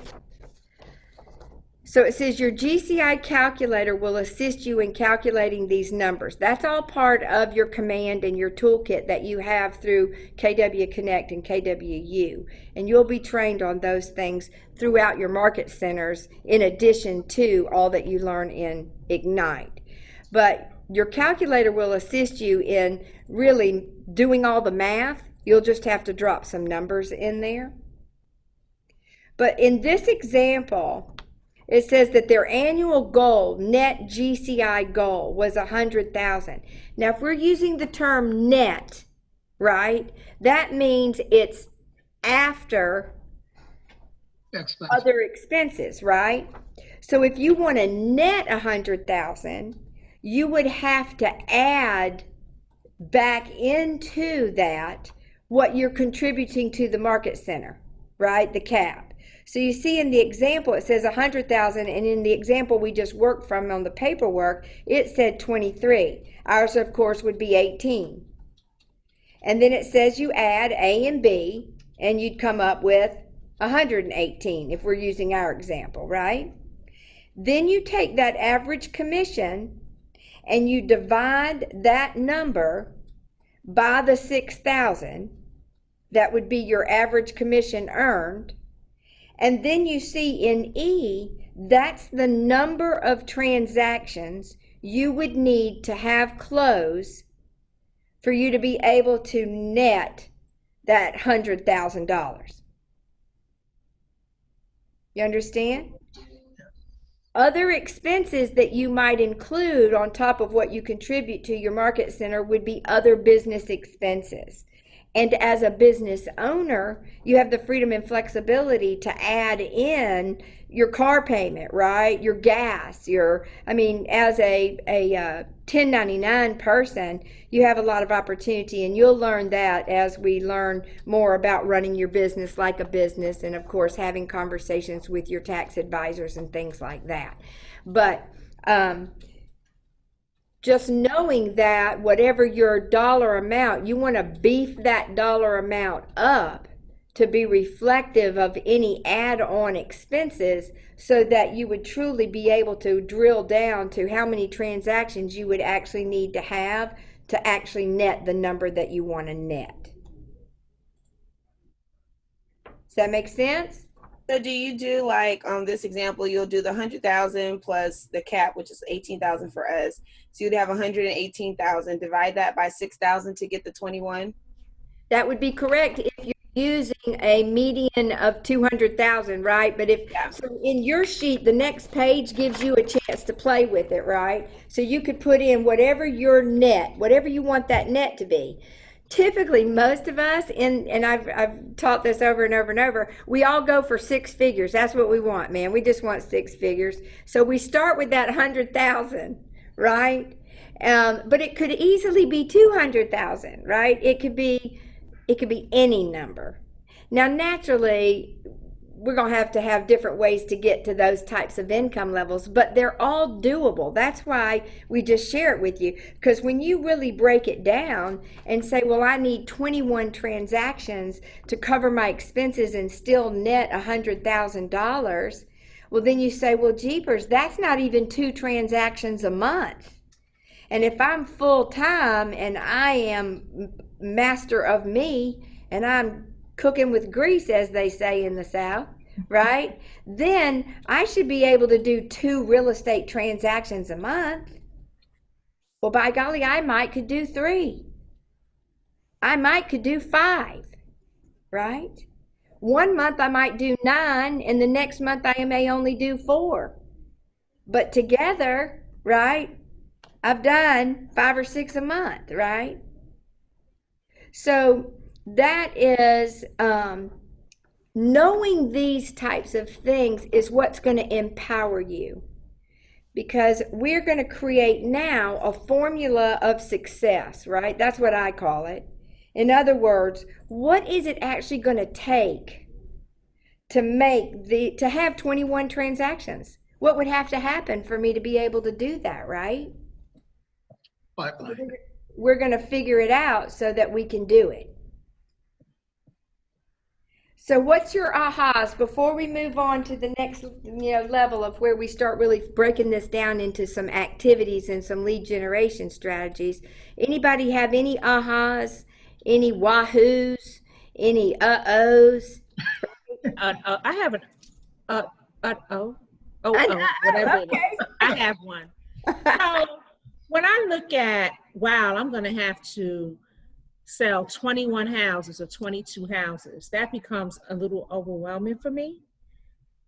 So I've been saying I just want 1 listing per month. And if I make more than 1 listing, great. But my goal is 1 listing per month. I love you for being the great segue to the next conversation, Claudette, because we're going to talk just about that, right? We're going to break it down to activities and whatever you need to embrace, because some people focus on the units, like how many. Some people focus on volume. I'm going to sell $3 million of real estate this year, right? And some people approach it just like you did. I'm just going to focus on, if I get one listing a month, I know that I can hit these goals, right? Because listings are our immediate leverage. We want listings, right? The MREA is going to teach you leads, listings, and leverage.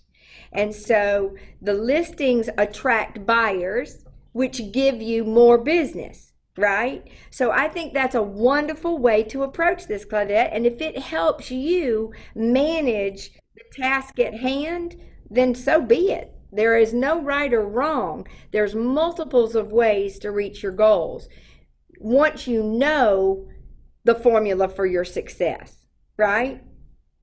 And so, can I add one more thing? Yes. So I'm probably a 47-day-old today, Monday, yeah, so 47 days old. And what she was So just what are saying. you waiting for, Angelique? No, just moving slow. So what Miss Claudette was just talking about when I first got here, like day one, that was like, let me back up. I'm in branding and marketing in my own business. So I took myself on as a client and thinking about how do I propel myself just like I would propel my client outside, and that's outside of my job, but this is my business. And so I said the same exact thing, is that I wanted one listing a month, which would equal 12 listings, until I started talking with my productivity coach. And literally, she helped me change my verbiage a little bit of saying I want one listing a month to I want one closing a month, or 3 closings a month, because the listing can go on for a year, or your closing happens, it happens and then it closes. And so when I kind of started thinking about what I wanted in my money, is that I want my closings to happen. I can care less about how many listings I have, but I want, whether it's a buyer or a seller, I want to have so many closings per month. So I would just, as an encouragement, and right now I'm sitting at three under contract. One just sold my first listing and about to pick up another one. And this is in 47 days. But because I changed my mindset of, like, I don't need a whole bunch of listings. I don't need a whole bunch of buyers. I need the right buyer with the right closing date, with the right price, and start looking at your mind like that, versus just saying, I want the inventory, but I'm actually need people who are ready to move property. Absolutely, Angelique. That is absolutely true. However, I will tell you, we want a whole bunch of listings, right? Because listings are the foundational piece of a healthy business, and we need the inventory. So go get the listings so that others buyers can have those closings days, right? We all want to get to closing. So I like the way you approach that. And yeah, ultimately, we want closings. We want closings every month, because that's what's going to fund our lifestyle, our families, and our future. So let's talk a little bit about the journey to achieving that monetary goal then, right? You've gotten your big why now. You know your monetary goal. So what do, right? What do we do? What's our job? Leads. Lead generation. That's right. So in the next example, it's talking you through a process. And I'm gonna paraphrase it a little bit, in that this is how I like to explain. If you were to say to yourself, I'm gonna isolate, and Gary Keller would tell you 3 hours a day. That's a big chunk of time, and you got to eat the elephant a bite at a time. But ultimately, yes, if you could isolate yourself and do nothing but lead generation activities for 3 hours a day, your business would be on fire, right?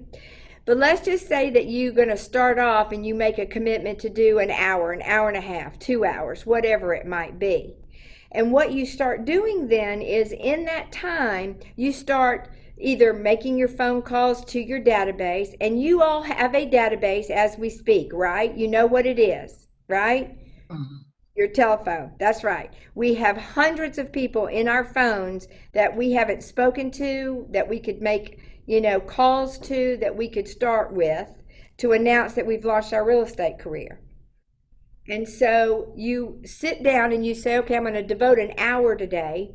And you see how many people can I speak to, whether it's through a social media post or a text or a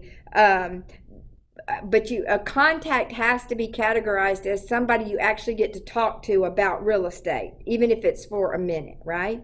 And so you start realizing, well, in an hour's time, I was able to contact, we'll even back up further. Say I was able to make 50 efforts, right? And of those 50 efforts, I was successful in actually speaking to 30 people. And out of those 30 people, I actually was able to get 10 appointments, right?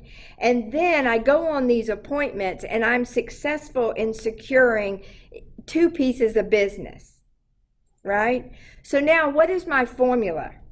An hour invested yielded me 30 contacts, yielded me 10 appointments, yielded me 2 pieces of business, whether that was a buyer brokerage agreement or a listing agreement. So then you start saying, well, what if I did 2 hours a day, right? Same level of activity. If I did 2 hours a day and I contacted 100 people and blah, blah, blah. You see how I break it back down?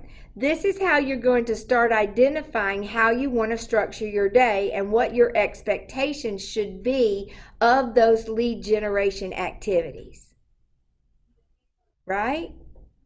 And so you start seeing on page 27, it says if you ran a factory, you would know how long it takes to make a widget, right? That's our business. We're making widgets. And you would say, it takes me 2 hours to do step 1. It takes me 2 hours to do step 2. It takes me 2 hours to do step 3, 2 hours to do step 4.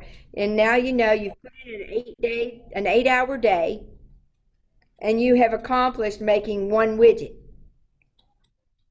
or 100 widgets. I'm not quite sure what their theory was. But you would also know that if you didn't do step 1, at the end of the day, you would have no widgets. Is that correct? So, if we transition that to real estate and we recognize that it's no different, step 1 is your lead generation activities. We're going to teach you different ways to generate business. But lead generation activities, you would say step 2 is I've gotten an appointment. Step 3 is going to be I've gotten an agreement. That's either a buyer's brokerage or a listing agreement. Step 4 is a contract. And step 5 is a closing day, right? And then you see that, that could very well be a 90-day process. So for every day that you don't lead generate, you know what we say, 90 days later, you can expect no money. Right? Because if we haven't teed it up to make money, we're not going to experience the paycheck.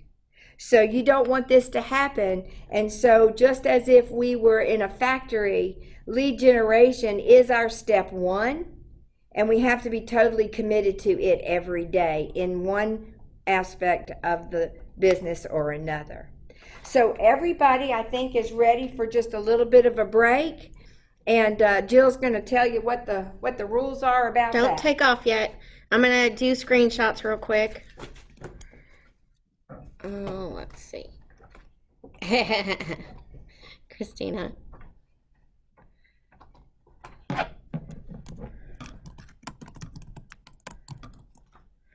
Oops. Hang on, just 1 second.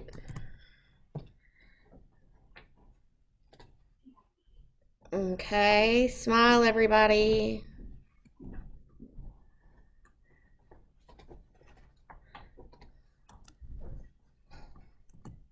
Okay, one more. 1 second.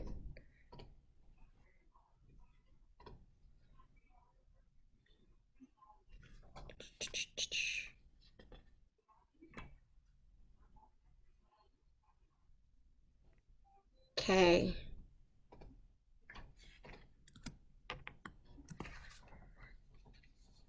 Okay, thanks for being patient, you guys. All right, you got 10 minutes. My watch says 2:42, so be back at 2:52. I'll take pictures right then.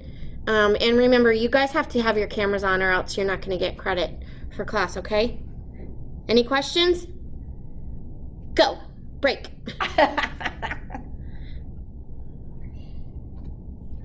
Break. Hi, could I speak to Cece, please? Yes. I'm sorry. Lorena has a Hey, question. hey, Lorena. Cece, thank you for the class. It's very informational. Very good. Thank you. Very good. Thank you for being here. Thanks. I wanted to talk to you about something, but like in private. Can I Okay. to your cell phone or? Well, I'm sorry, you froze up, Lorena. I wanted to talk to you about something in private. Would it be possible to call you on your cell phone? You're always welcome to call me, yes, as would any of the leaders within the Rawls group for sure. So, you pencil and paper, you want my number? Yes, I'm ready. The number 678-429-6703. 6703. Yes, dear. Thank you. I'll be calling you shortly. Thank You're you. welcome. Well, we're here till 4, right?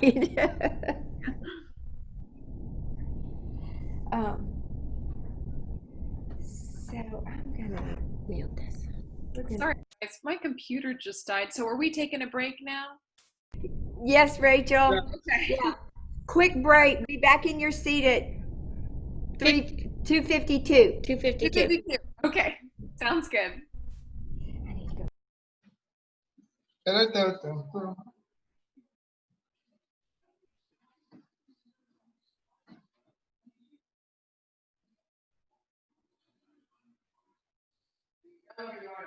Break.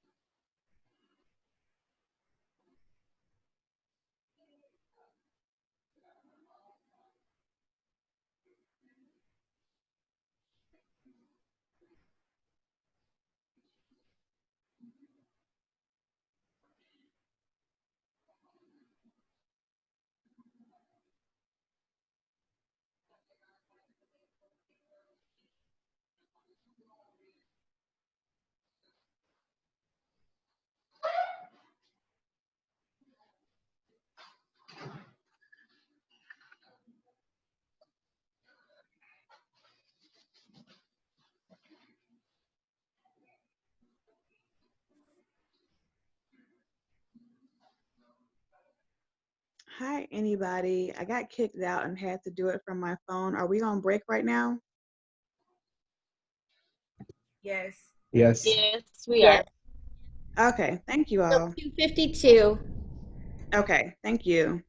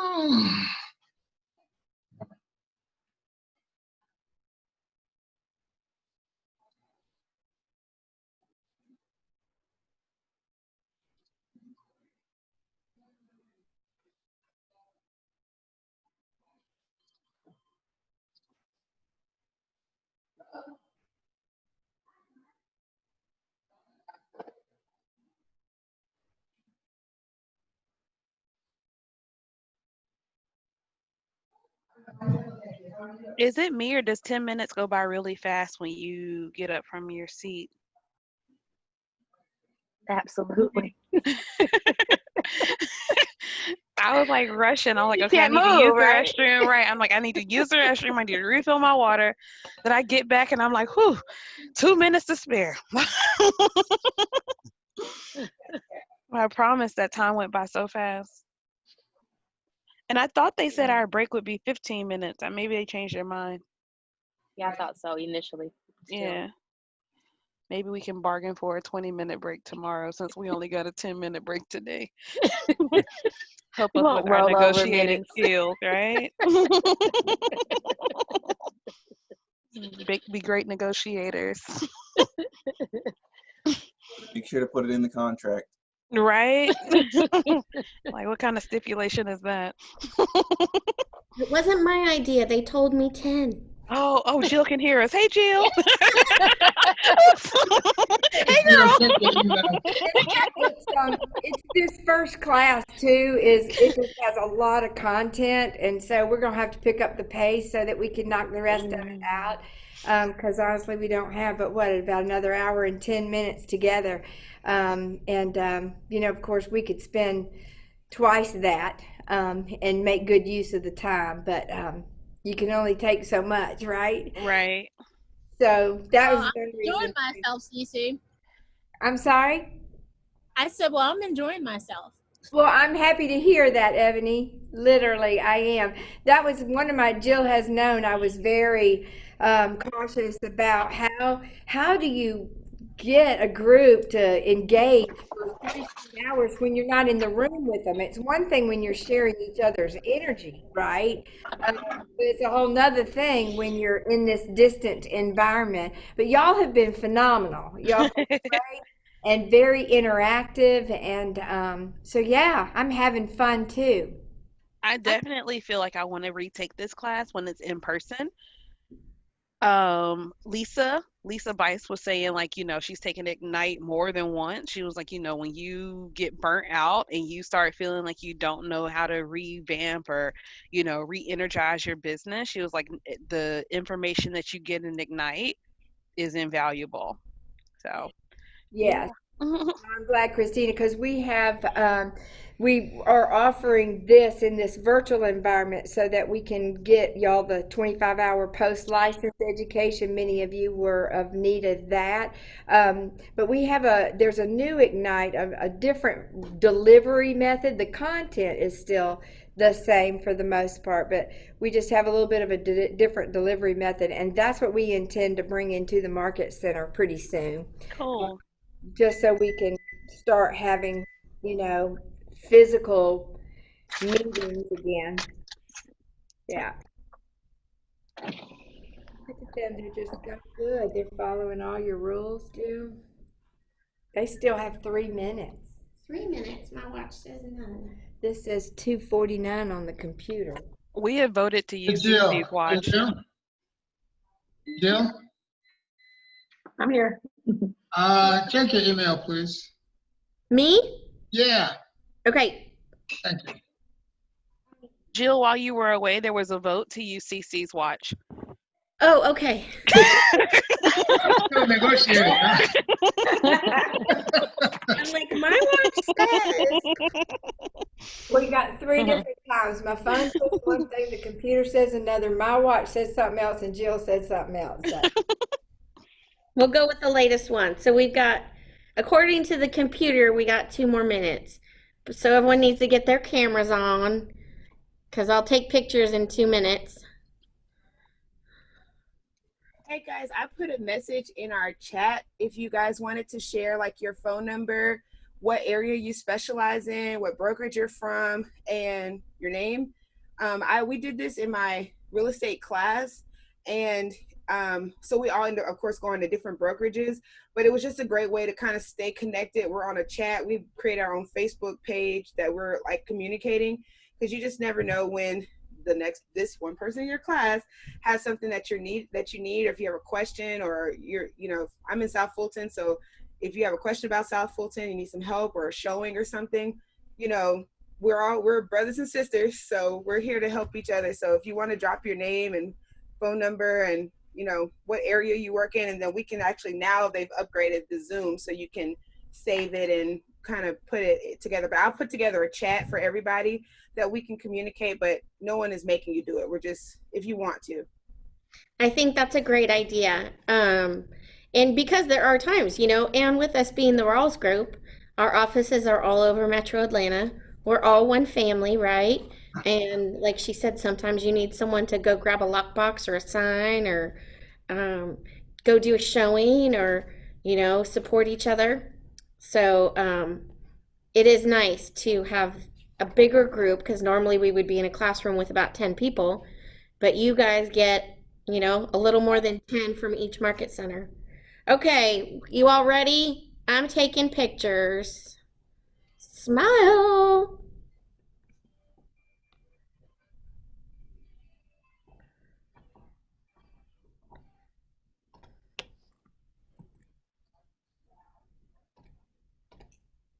Okay, one down. Almost done.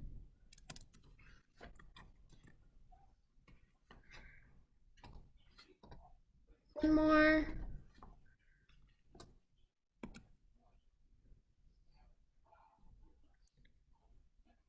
Hey, Mar, you have to keep your camera on during class, buddy. Okay, 1, 2, 3. Okay. All right. Okay, Mar, are we cool? Awesome, thank you. Okay, Cece's back. Okay, showtime. Showtime. So all we're going to do to recap what we just had the conversation about is to use this visual of your funnel. In your materials, you see that, right? And it's a great visual for you to recognize how important your lead generation is, because naturally the funnel is largest at the top, right? So we're going to make sure that we keep a lot of leads coming in, because what we know is you get a lot of leads, you get a little less appointments, you get a little less agreements, and you get a little less closings, right? So this is why this is so important, and this visual will remind you of that. All right, we're going to kind of fly through a lot of this other stuff, because in many cases we've touched on it already in the beginning of the session together, but there are a couple of important things. One is we are, typically you will be set up. I know you had orientation on Friday, and so there's a section a little bit further back that talks about the tracker.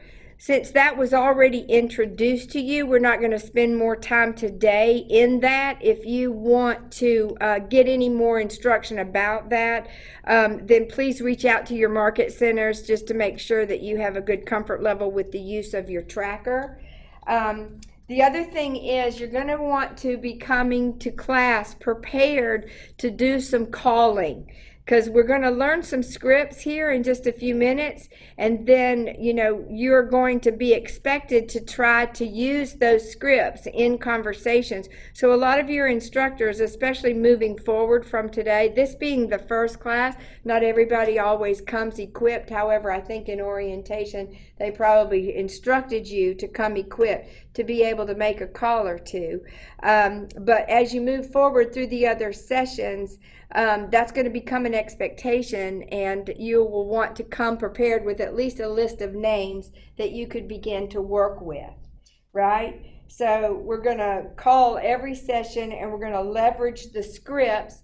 And what we're doing, of course, is just building relationships with the people in our database so that we are branding ourselves with them to be their resource for real estate services. And so when their life event happens, which is what typically prompts the need for real estate services, whether you're buying your first home, whether you're upsizing, downsizing, liquidating family assets, buying a second home, investing in properties, all these things are happening to people every day. And so what we want to do is make sure that we're the first person they think of when those occasions arise, right? That's how we're going to not have to compete for the business. We will already have a relationship with the expectation that they'll call you when they have those needs. There are 4 powerful habits that we are going to embrace while we continue to walk through the Ignite sessions and also into our businesses. And those 4 powerful habits are found on page 31. And we say the quality is in the quantity, right? So we're going to do a lot of activities so that we can discover where our opportunities are, right? And these 4 things will help you successfully navigate through that. We're starting out with the first habit, which is grow and manage your database. Right? So the activity to grow and manage your database is we want to add 10 new contacts into your contact manager, right? Or into your database. And we want to do this every day. If we stopped right there and we just said, go and add 10 new people to your database every day, making sure they know that you're there for their real estate needs, wouldn't you think that you could grow a business? Right? The numbers add up, and if you eat that elephant, like I said, a bite at a time, and you take these activities to heart and you really do them every day, you can't help but start building a pipeline of business opportunity. So we're going to add 10 new contacts. Where are those people going to come from? We might have run into them in Home Depot or at the grocery store. We might have met them at a networking event. They might be people that we've casually communicated with through social media, but now we've gotten more information, names, address, telephone number, right? Maybe they're people that we got through an open house, right? There's all different ways for lead generation, and we're just going to get those 10 contacts daily, and we're going to add them to our database, making sure that we gather all that information. We need physical address, their property, and we need their email address and their telephone number and any other personal information that would give us another reason to contact them, celebrating their birthdays, their anniversaries, things of that nature. And then we are going to speak with 10 people in your database. This is where we're continuing to develop more of a relationship with the people that we already have in our database, but branding ourselves more purposefully with regard to being there to help them with their real estate needs. So we're going to add 10 new contacts. We're going to speak with 10 people who are already in our database. And then we're going to write 10 personal notes. We have found that the personal note is so powerful, even in today's, everything crazy, virtual, online, distance. The handwritten note is one way that you can keep that human element, because the the handwritten part of it shows that you really cared enough to take the time to put pen to paper. So we're going to use the third habit is follow-up. And I'm going to tell you, your fortune is in the follow-up. It's one thing to add 10 contacts. It's another to call them and engage with them occasionally. But if you're not purposely following up with them and continuing to ask them where they might be in their thoughts about buying, selling, or investing in real estate, you're missing your greater opportunity. And the fourth habit is know your market, right? So what we're suggesting is we would want you to preview 10 homes that are actively on the market. Now you could do this physically, or you could do it even through the MLSs, FMLS, and just do searches and looking at all the pictures. What are we doing when we are previewing homes that are actively on the market? We're learning. Go ahead. You're looking to see if you can come across anything that perhaps a potential buyer may like, because the more you look at stuff that's in your market, the more in tune you are with what's available, so that you might be able to call upon it or pull it up, at a moment's notice for one of your buyers. That's absolutely true, Lisa. And, it's no different than if we opened up a retail store, right? We would know what inventory we had on our shelves. And it's no different in real estate. Actively listed properties, that's our inventory on our shelf. And so we want to make sure that we're familiar with it. It also educates us, especially when you're new, because you start recognizing that in this price point, I can pretty much expect these characteristics, right? In this price point, that's when I may go to, it's all hardwoods throughout, it's granite countertops, it's updated everything, right? And so you start realizing that if you sit with a buyer and having that consultation, and they're saying, yeah, my budget is $200,000, and their dreams are more in a $400,000 price point, that's when you're going to have to get real good at breaking the news to them that what they may be looking for may be harder to find, right? But when you have that market knowledge, you start knowing all of these things, and it really equips you to be much more efficient in servicing your buyers and sellers, because you have more street smart, so to speak, more experience about what the market will support and what it doesn't.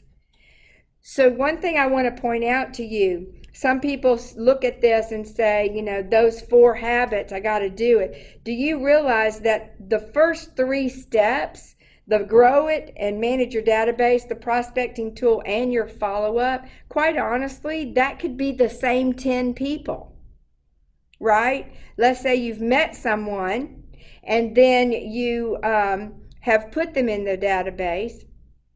And then you may call into the database, or you may send them a handwritten note, right? So you have the opportunity to leverage each relationship in those 4 habits. Does that make sense? Yes. And so what we want to do, that's why we call it the daily 10-4. Exactly what are we writing in these notes? In the weekly notes, the 10 weekly notes, is there something we should? Very good. I thought you were talking about filling in a blank. I was like, no. No, that's a great question. And that can be, what we strongly suggest is it's really just 3 sentences. And whatever those 3 sentences are is up to you. But it could just be, it was great speaking with you today. I so appreciated catching up. Let's stay in touch. Here's a few business cards if you know of anyone that might need my services, right? You could just do something like that. And what we tell you to do is anytime you have any downtime, you always have activities to do. And quite honestly, you could write out handwritten notes when you're waiting for somebody to come to an appointment, or if you were sitting in an open house, right, and nobody's come through right then. You just want to and then you can just personalize them when the occasion, and then it's that quick, right? I have a phone conversation. As soon as I hang up, I take one of my handwritten notes that has this 3-sentence quick, sweet note to it. I personalize it to say Christina, and I put it in the envelope, right, and I send it off. So having those handwritten notes on hand makes for that a real simple process, right? But there's whatever you'd like to say, but it doesn't have to be but literally 3 sentences or 2 sentences if they're long sentences, right? The point is just to tie down the conversation that you previously had or the encounter that you previously had, right? It just really bonds the relationship more purposefully, all right? So those are going to be our daily habits. And like I said, if you actually do this in a very purposeful, committed way, you can't help but get business. The numbers support that, right? And because, when you're in sales, numbers do tell your story, and numbers also is the game. And we know that's why they say quality is in the quantity, because the more you do, the more opportunity you're going to have, right? If you use baseball as an analogy, which in a household of all boys, I certainly understand baseball analogy, and it's, you just want your at-bats, right? You're going to come up to bat, but your stats are all going to be impacted by how many at-bats you actually get, right? And it's the same philosophy in our lead generation. The more lead generation, the more opportunity we're going to have impressive stats, right? All right, so we kind of talked through that. And then, of course, it goes into your success tracking, and that's all about the tracker. Did everybody attend orientation? You should have, and if you did, you were introduced to the electronic version of how you can track your results. And what are you tracking, right? You're tracking all those activities, your 10-4 activities, so that you can then start telling your own story. You'll start seeing what that formula of success is. You'll start recognizing that if I block this much time and I focus on this activity and I do it, the way I'm supposed to be doing it with the follow-up and all that, then you start recognizing the results of all those efforts. All right, we're going to talk a little bit about scripts. How many love scripts? Who all just loves working from scripts? Have you ever had to work from scripts? Most people shy away from scripts. That's why I'm saying that, right? Most people say it's uncomfortable. It's not the way I talk. I would never say that. Those types of things. And yet there is a lot of power in having a script when the occasion arises.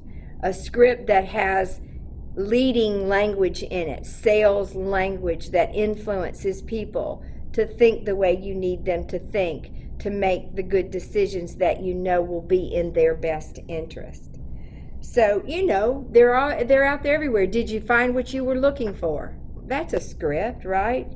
Go ahead, look around. Please let me know if I can help you. That's a script if you were in a retail environment, right? And then, of course, you can take it further where you get a little more personal. You could say, I see you admiring that large screen TV. Are you looking to have one in your home for the big game this weekend? Right? You're planting seeds that are influencing, right? If they weren't thinking about it, now they are, right? They might not have been, but now they're thinking, ooh, that would be nice, right? I might like that. So that's the idea behind having these powerful scripts. So since we are first in the business of lead generation, what are we really saying about our job, right? And these are some blanks now, Christina, that we're filling in, right? This is on page 35. So blank about blank needs and the needs of people. So if we are lead generating, what might we be doing? We are going to What's the first thing that we need to do if we said, right? We're going to talk. We got to talk to people, right? Mm-hmm. So that first blank is talking to people about their what? Needs and wants. Needs. Real estate needs, right? And the needs of who? The family. Well, that's people good. who may need your services. Other people that need your services, right? We want them to talk to us about their needs and the needs of people they know. This is how we grow our businesses. So this is, here's where we're going to get to see the difference between entrepreneurial and purposeful in action, right? Entrepreneurial would say just chat up whoever happens to cross your path, and if real estate comes up, great, and if it doesn't, oh well, I'm sure to get a deal one of these days, right? That would be leaning to your natural ability to respond or to know what to say or how to say it if somebody did come across your path and you started talking real estate. But when you're purposeful, you know exactly who you want to talk to, you block time to communicate with them, and you are prepared to have a great conversation that leads to you providing value in exchange for them helping you grow your business.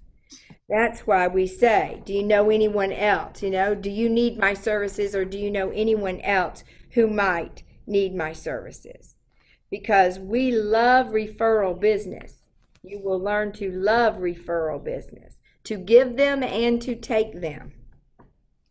So it's which are you willing to bet your livelihood on? Your entrepreneurial nature, the well-being of that, or are you going to be more purposeful? And the way you're more purposeful is how? Learning scripts, right? So scripts are cool, right? Everybody says, maybe. But we are going to focus on the purpose of scripts, the benefit of scripts, and learning scripts. And we're going to call with the use of scripts, right? A great script is 100% customer-oriented and benefits the customer throughout the entire conversation. Let me take you back. In the first of the session, we talked about coming from contribution, right? Being of service. So if you can get your head around, I'm not asking anyone to support my business. I'm offering value that they can use then in hopefully using my services. You see the difference? We're not soliciting the business necessarily. We're offering something in return for the opportunity to be able to work with them. So it says, have you ever listened to someone talk for a period of time and realized afterward that you have no idea what they were saying? We've all had those conversations, right? Oh, yeah.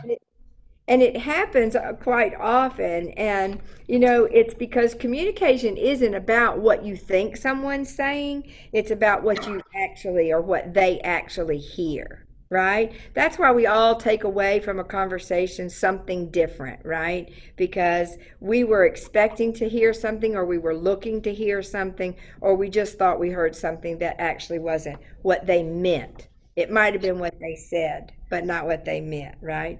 So scripts are just powerful to have as, your protection if you find yourself in a conversation and all of a sudden they've asked you a real estate question, right? Or they've asked you want to be, I'm sorry, somebody say something?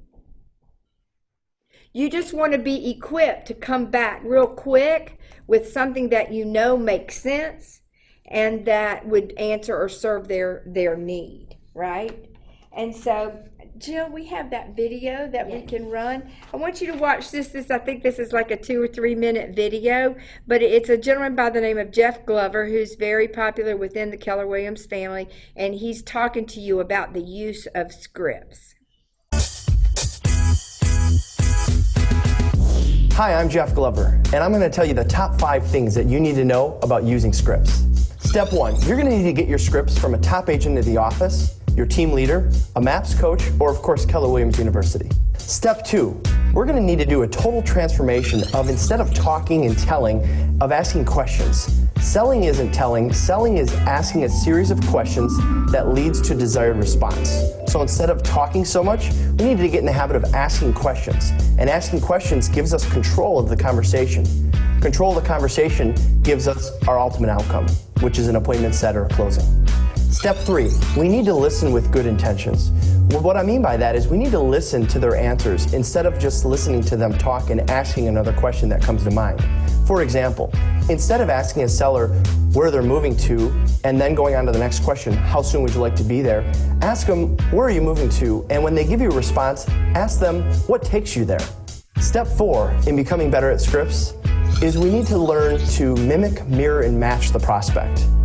What I mean by that is we have to listen to their tone of voice. We have to speed up or slow down based on how fast the prospect is talking. That means when they respond and say, we're moving to Toledo, oh, Toledo, that's exciting. What takes you there? 93% of communication is body language and tonality. And that means only 7% are the words that we say or the questions that we ask.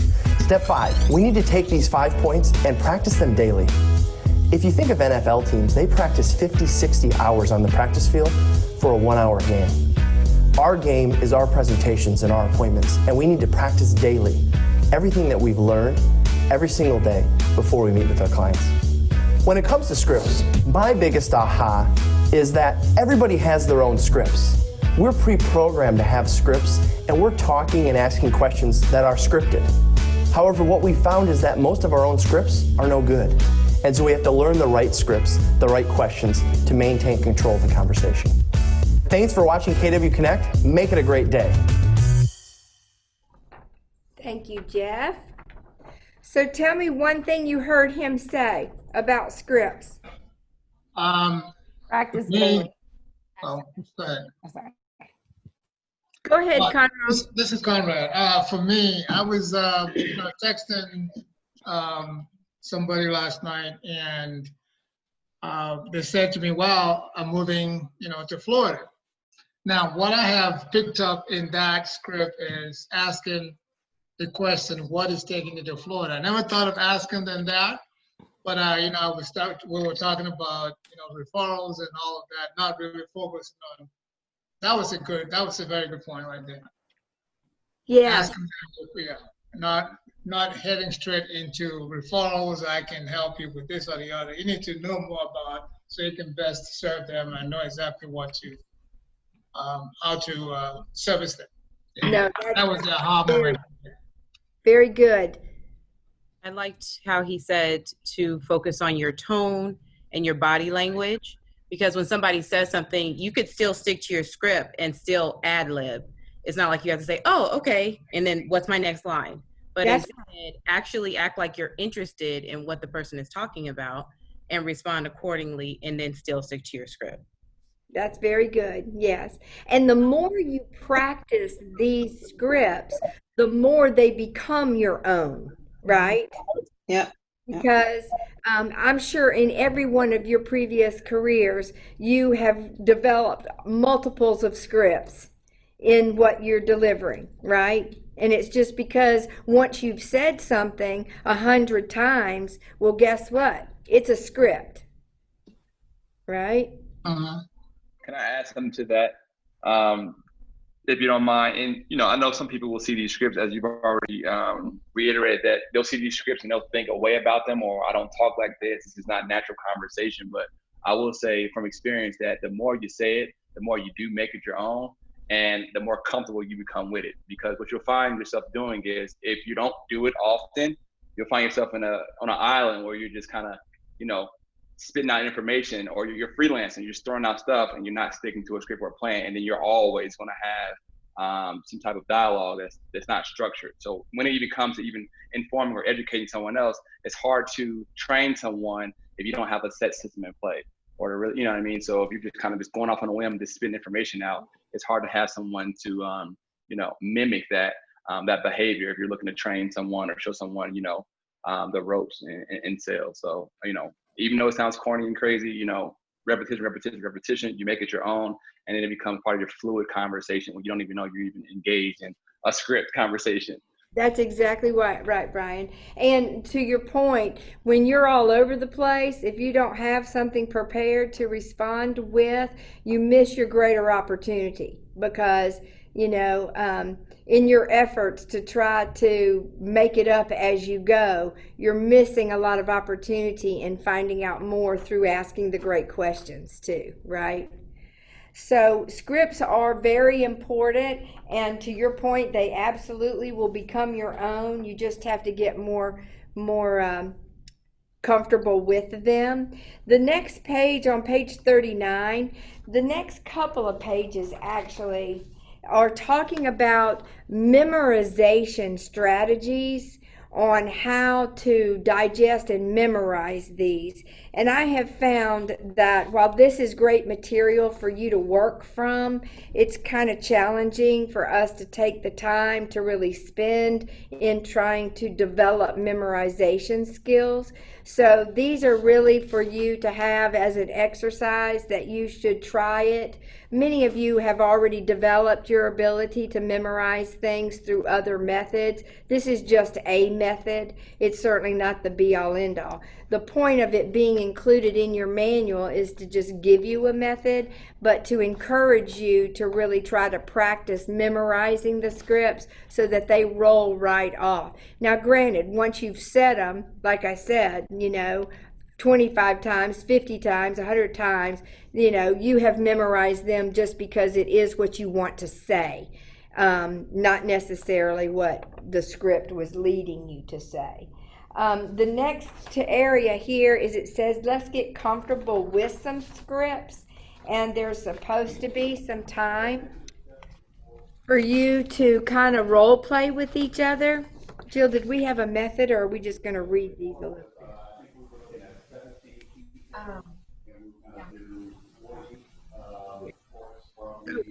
Would everybody, if you're not talking to me, would you mute? We got a little background noise coming in.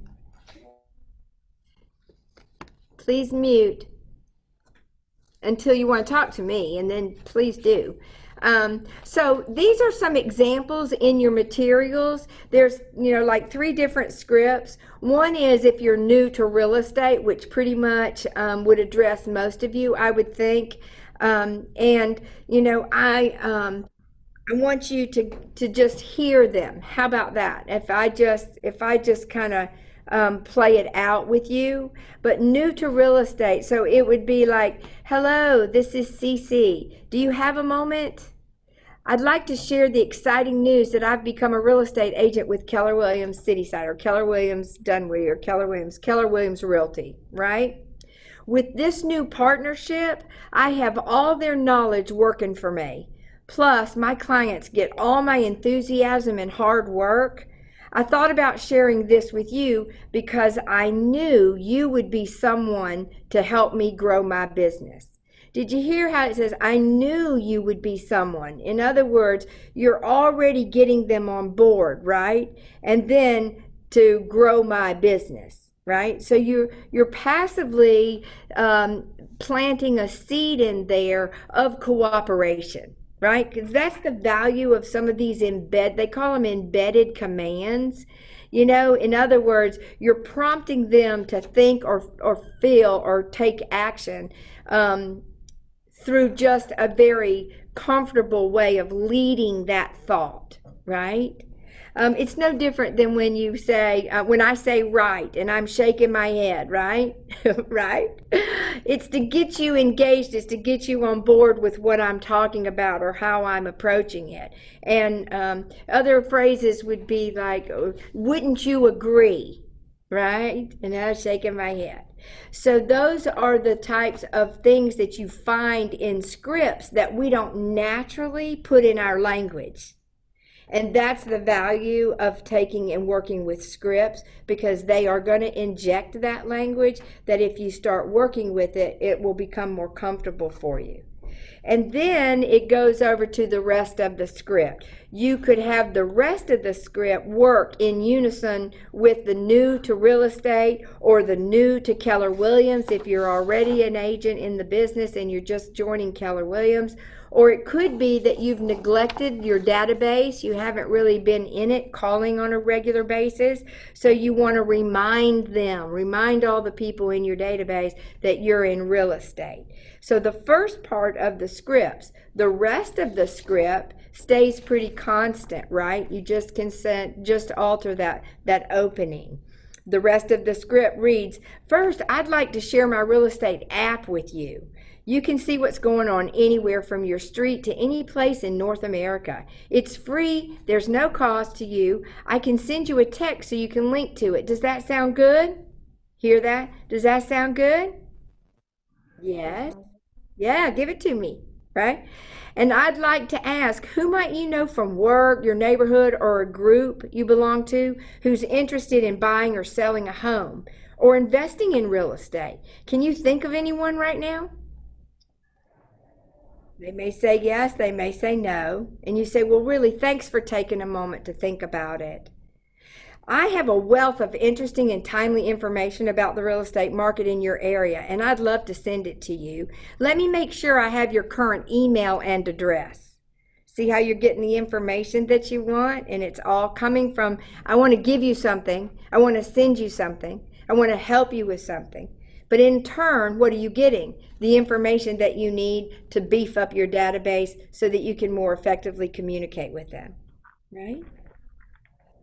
And then it goes on to say, and do me a favor, please. If you do hear of someone with a real estate need, will you keep me in mind? And they say, well, sure. And you say, great. Hey, and after you download the app and try it out, send me a text and let me know how you like it. That opens up more opportunity to engage, right? To continue the conversation. Then we say, thank you for your time and help. And please let me know if there's anything I can do for you. Right? Does that feel like a script? It won't after you practice it, like I said, 100 times, right?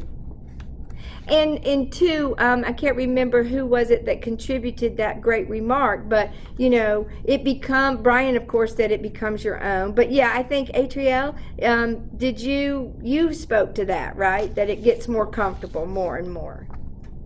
So that's what you should do, is practice these scripts so that you can get more comfortable with them, so that when you have to make those calls later in your sessions, you'll be quick to do so, even if it's, you know, one call, two calls. You got to start somewhere, and, you know, it gets easier and easier. But I hope, if nothing else, you have appreciated that there is value in knowing what to say and how to say it. It'll get you a greater return on the investment of every conversation that you have. And then, of course, you want to record your results, which is on page 45 when you are making those calls.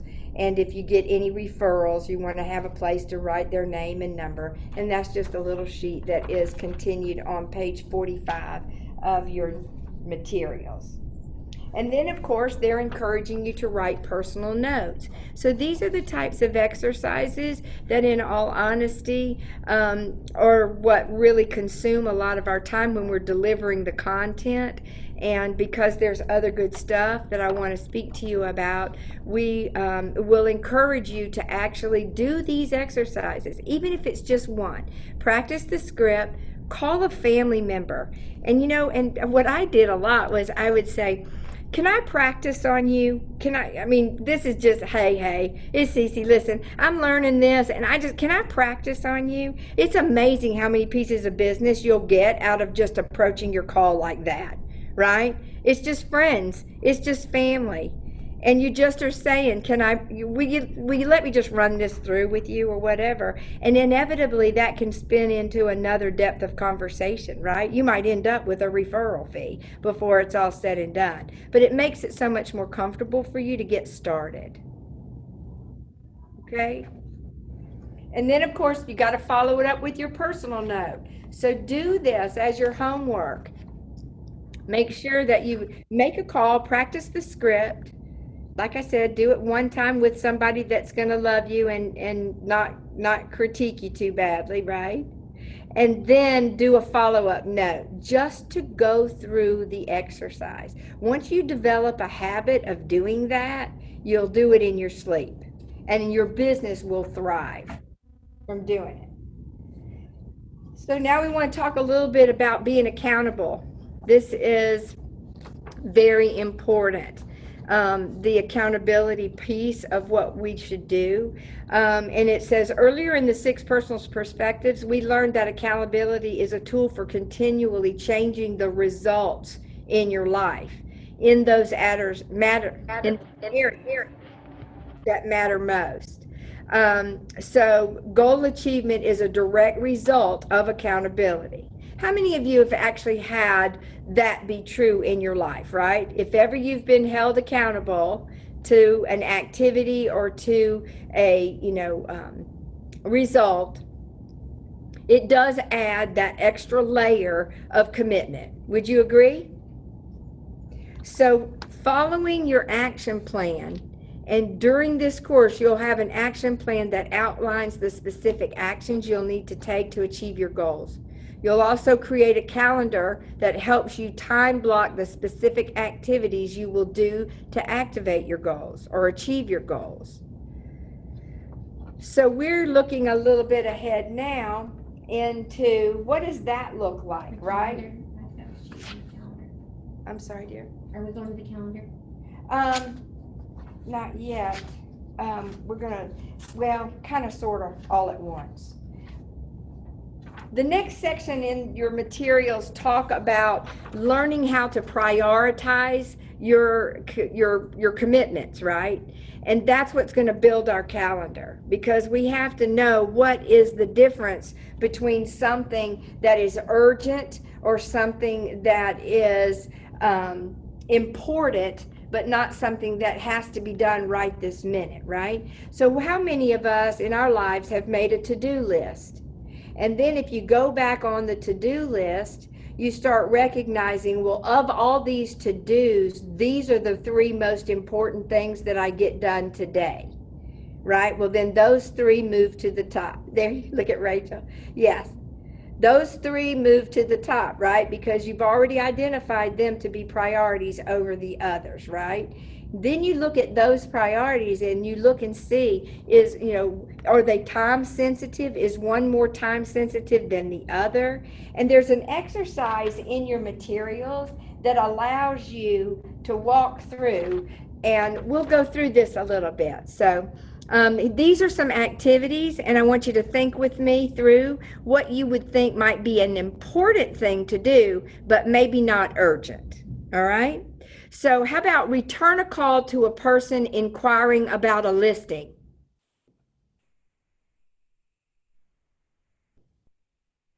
I saw you, Cynthia, moved your mouth. Yes, that would be correct. Wouldn't you think that that's urgent? Yeah. Right? Yeah, they're calling about your listing. For crying out loud, I can't call them fast enough, right? Yep. And it's also important. Would you agree? Mm-hmm. So that's where it stays at the top of the list because it's important, but it gets a priority attention because it's time sensitive. It's urgent, right? Yes.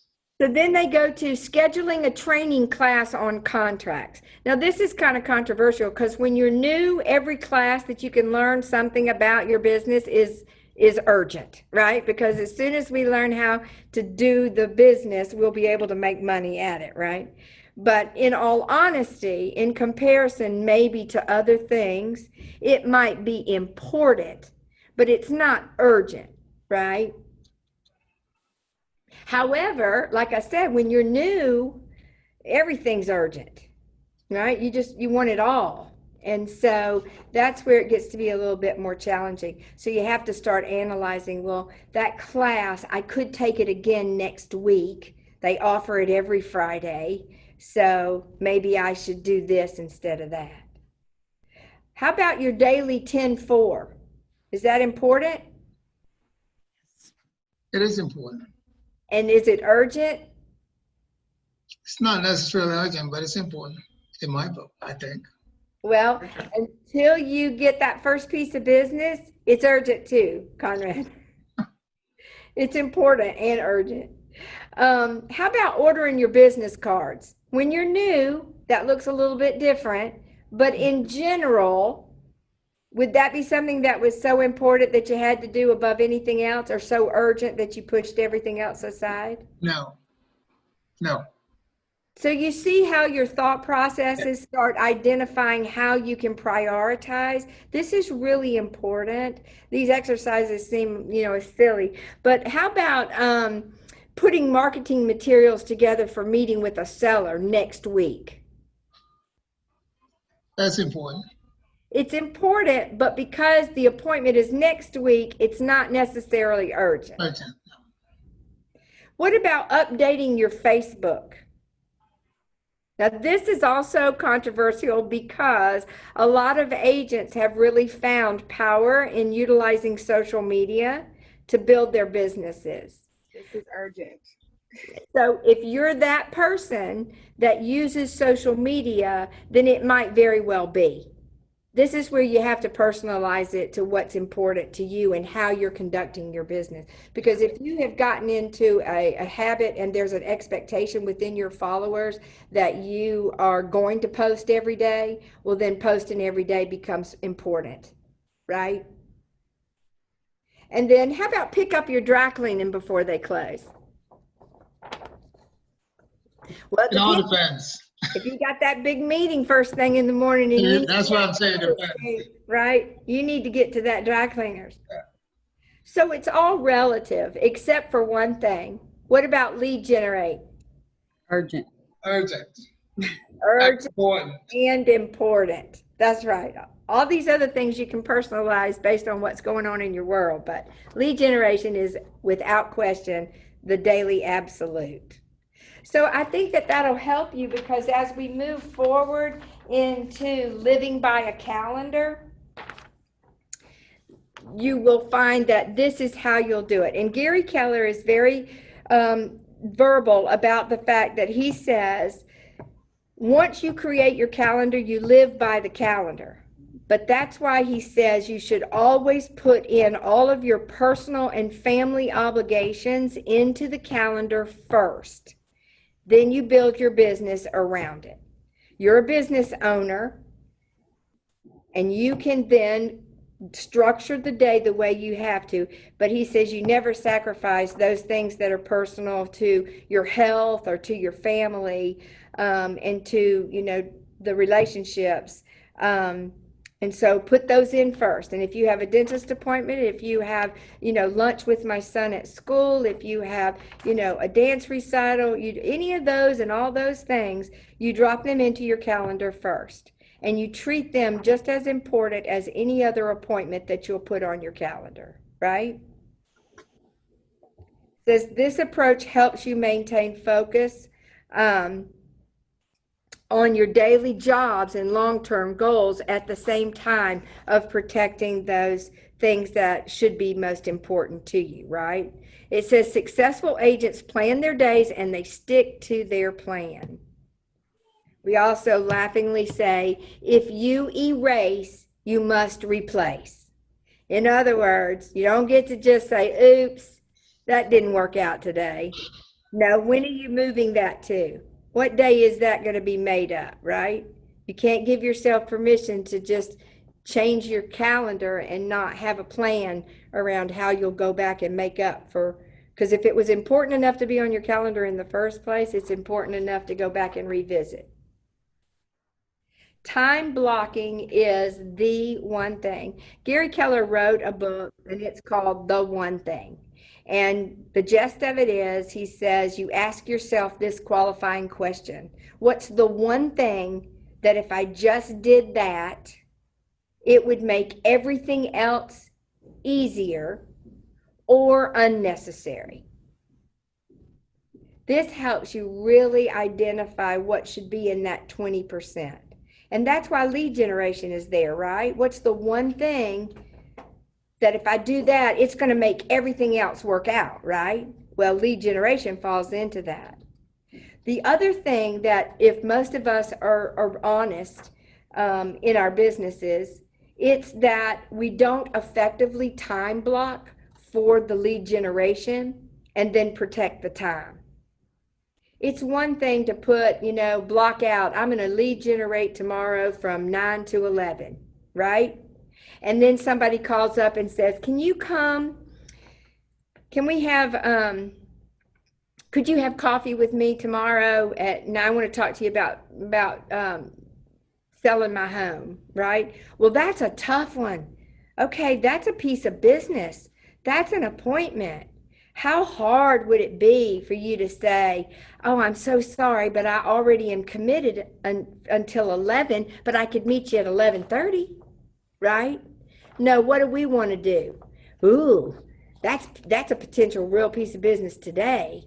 I'll just sidebar my lead generation and I'll run out and do that. Then you get there only to find out that it's going to be 6 months. It's going to be a year, right? It's going to be whatever you find out. And then you have sacrificed what time should have been invested in lead generation, which will always give you a return for an opportunity that is for the future. But it's real challenging. That is the hardest thing that we do is time block for the activities that are most important and then protect that time, stand by that commitment.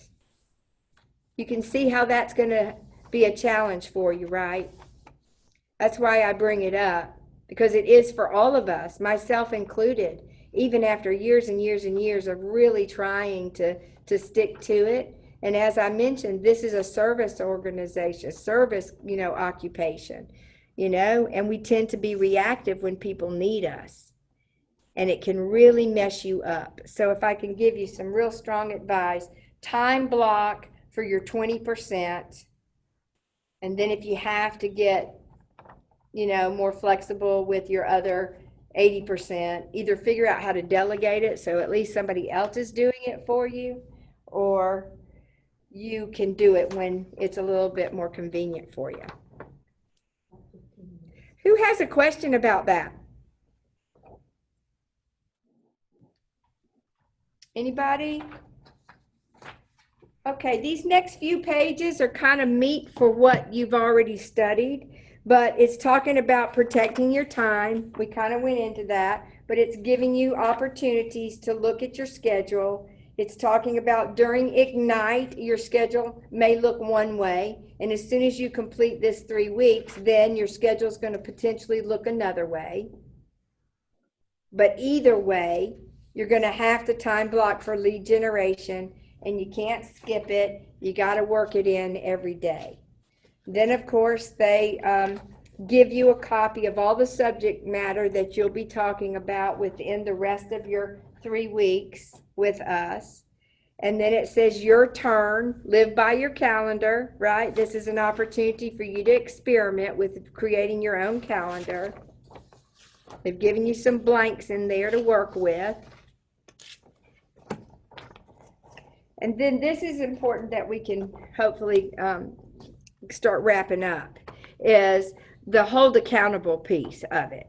So what you'll find over the next several pages is some suggestions about how to create a healthy accountability group or to join a coaching program, to have, family members. There's commitment agreements in here that speak to how your family can help hold you accountable. I mean, if you flip back and you see, this agreement of your expectations, and you look at the next one, it says family or significant other. When you sign a commitment with a family member, well, I'll tell you what the best form of accountability is. Tell your child that when you close that 10 deals or 5 deals, you'll take them to Disney World. You'll have an accountability partner like you've never known, right? Because every day they're going to say, did you sell a house today, Mom? Did you do what you were supposed to do, Mom? Did you make your calls, Mom? Trust me, if they have a prize on the line, you'll have, and I'm going to tell you, there's nothing more powerful than a child saying that to you.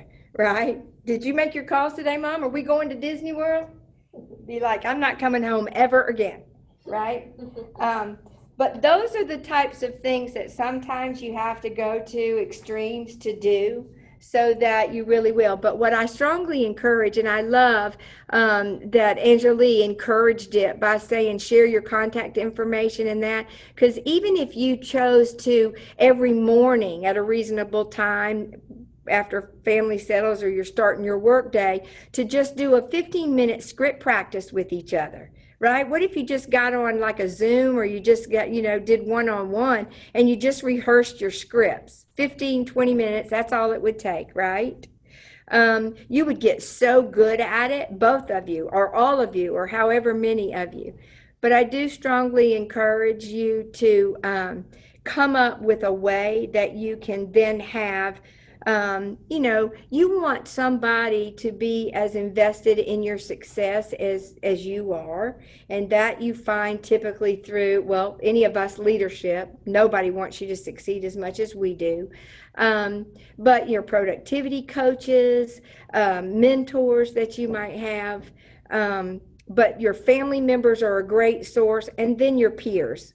It's really healthy for you to not only celebrate, but commiserate, you got to be in a safe place where you can just really say, this is tough, or I'm struggling, or, have you ever had this happen before? We say that a million times to each other, right?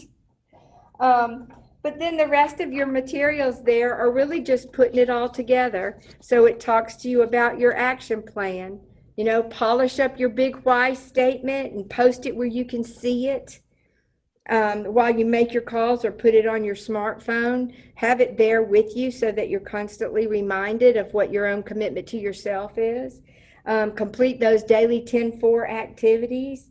Start tracking all your activities in your tracker. Create your time-blocked calendar. Schedule regular accountability time with your market center leadership or your partners in success. Schedule time daily for script practice with a partner. Practice the power statements and questions as well as your introductory scripts. Prepare for the next class. Download the pre-work mission and complete it. Those missions are very doable. It's typically to watch this video or to read this piece or to, do some type of relatively quick exercise. But it really does add up when you do those mission days. And then complete any mission that was unfinished. You can always go back. If you didn't get to it, you could always go back and catch up on the videos or the suggestions that are made. And then, of course, it says discuss with your family members, what your calendar looks like, what the commitment to your business is. Set some realistic expectations around what your family can expect of you so that they don't get disappointed if you're working late or you have, a conflict in the scheduling and stuff. Communication is the key, right? Communication to your family, to your market center, to each other, to your clients. That's the biggest complaint at the Real Estate Commission. People say that their agent didn't communicate effectively or enough with them. So communication is key, right? All right, so in our last few minutes, let's talk about some things, right? Recall and remember. We've been together almost 3 hours. We've talked about a lot of stuff. Is there any one thing that sticks out that you'd like to share as an aha? How about if I help you recall some things? Like, what are the 4 skills you learned today? When we started out this morning, it seems like it, this afternoon, what was the number one thing that we did? Didn't we talk about getting our head in the game?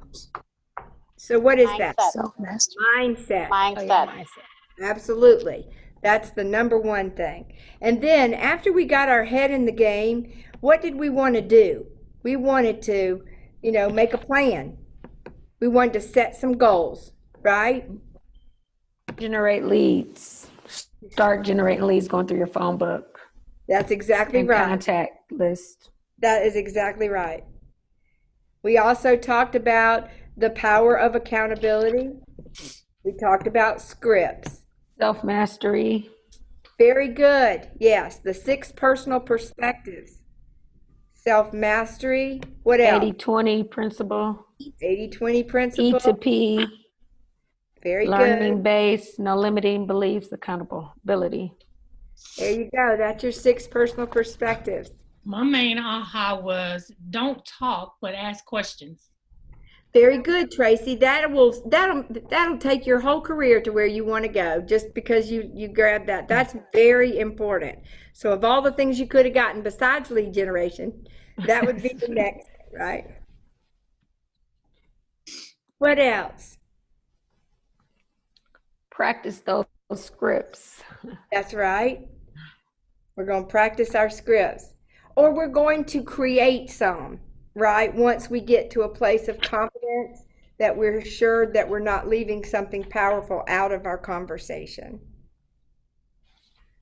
I'll tell you another thing. As you get more acclimated to conversations that you're going to have repeatedly in the business, those do become scripts. And then it's very safe for you to practice saying the same thing to every client that you have the opportunity to work with in some of these areas, to make sure that we're being respectful and that there's no discrimination, right? We treat all of our clients the same. So once we create a dialogue, then we say it to everybody. And that's why when somebody says, well, you didn't tell me that, you say, oh no, I can assure you that we did have that conversation, because that's part of what I do with every client I serve, right? Then there's no question about it.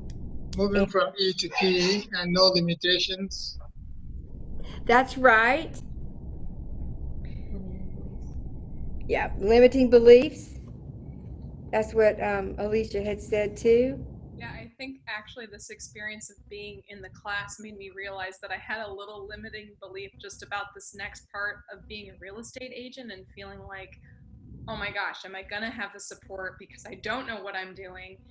And just this experience already is going, oh my gosh, no, I do have the support. We're all in this together. Like, this is really possible. So feeling very excited. Yeah, well, that's great. Yes, that is what I want you to all realize. This is possible. This wasn't something that you just it's a pipe dream and you got your license. And no, this is possible. And I'm telling you, if you want it bad enough, you'll have it. And I say it like that only to encourage you to stay committed to the activities that we know work. And over your course of time, you're going to get through Ignite. Then you're going to dig deeper in some of the other models and systems that we work from out of the Millionaire Real Estate Agent, the MREA book. And you're going to develop even more, skill, mastery around all of that. Because the one thing that's kind of comforting is the fact that, once we get this, it's pretty repetitive, right? You have your checklist, you work with clients. The thing that keeps it so interesting to me is the diversity of the people that we get the opportunity to work with, right? And I mean diversity by their different needs and wants and challenges and those types of things. So once you get your systems in place and you have your checklist, your process of how you're going to manage the business, then it really is all about just getting business and then doing the plan, right? And that's why your systems and models, once you get that piece together, and what I strongly encourage you as you learn how to utilize the technologies, spend some time in really getting that set up. Because what happens is you'll never have a better opportunity because you'll get busy. And most of us don't want to stop the income producing opportunities to build the foundation. So while you're new, don't ever flounder. There's always something you can be doing with regard to building that database, perfecting some smart plan, marketing strategies, working within the tools that we have to create marketing pieces, right? Just anytime that you feel like you're not doing something and that begins to bother you, do something. But do something like that, right? To where you're building a really strong foundation that absolutely will support you for the next 20 years in this business, right? The next 10 years, whatever your goals are. But yeah, this is for real, and you have every opportunity to do it. Claudette, were you saying something to me? No, we were just going over the 6 steps, and I mentioned a couple of them, so we're good. You covered them already. Okay, good. Thank you, Conrad. Claudette, did you want to say, you were waving at me, I thought. No, my son, I needed to reprimand him. I'm so sorry. Oh, well, then I don't want that to be me. No, no.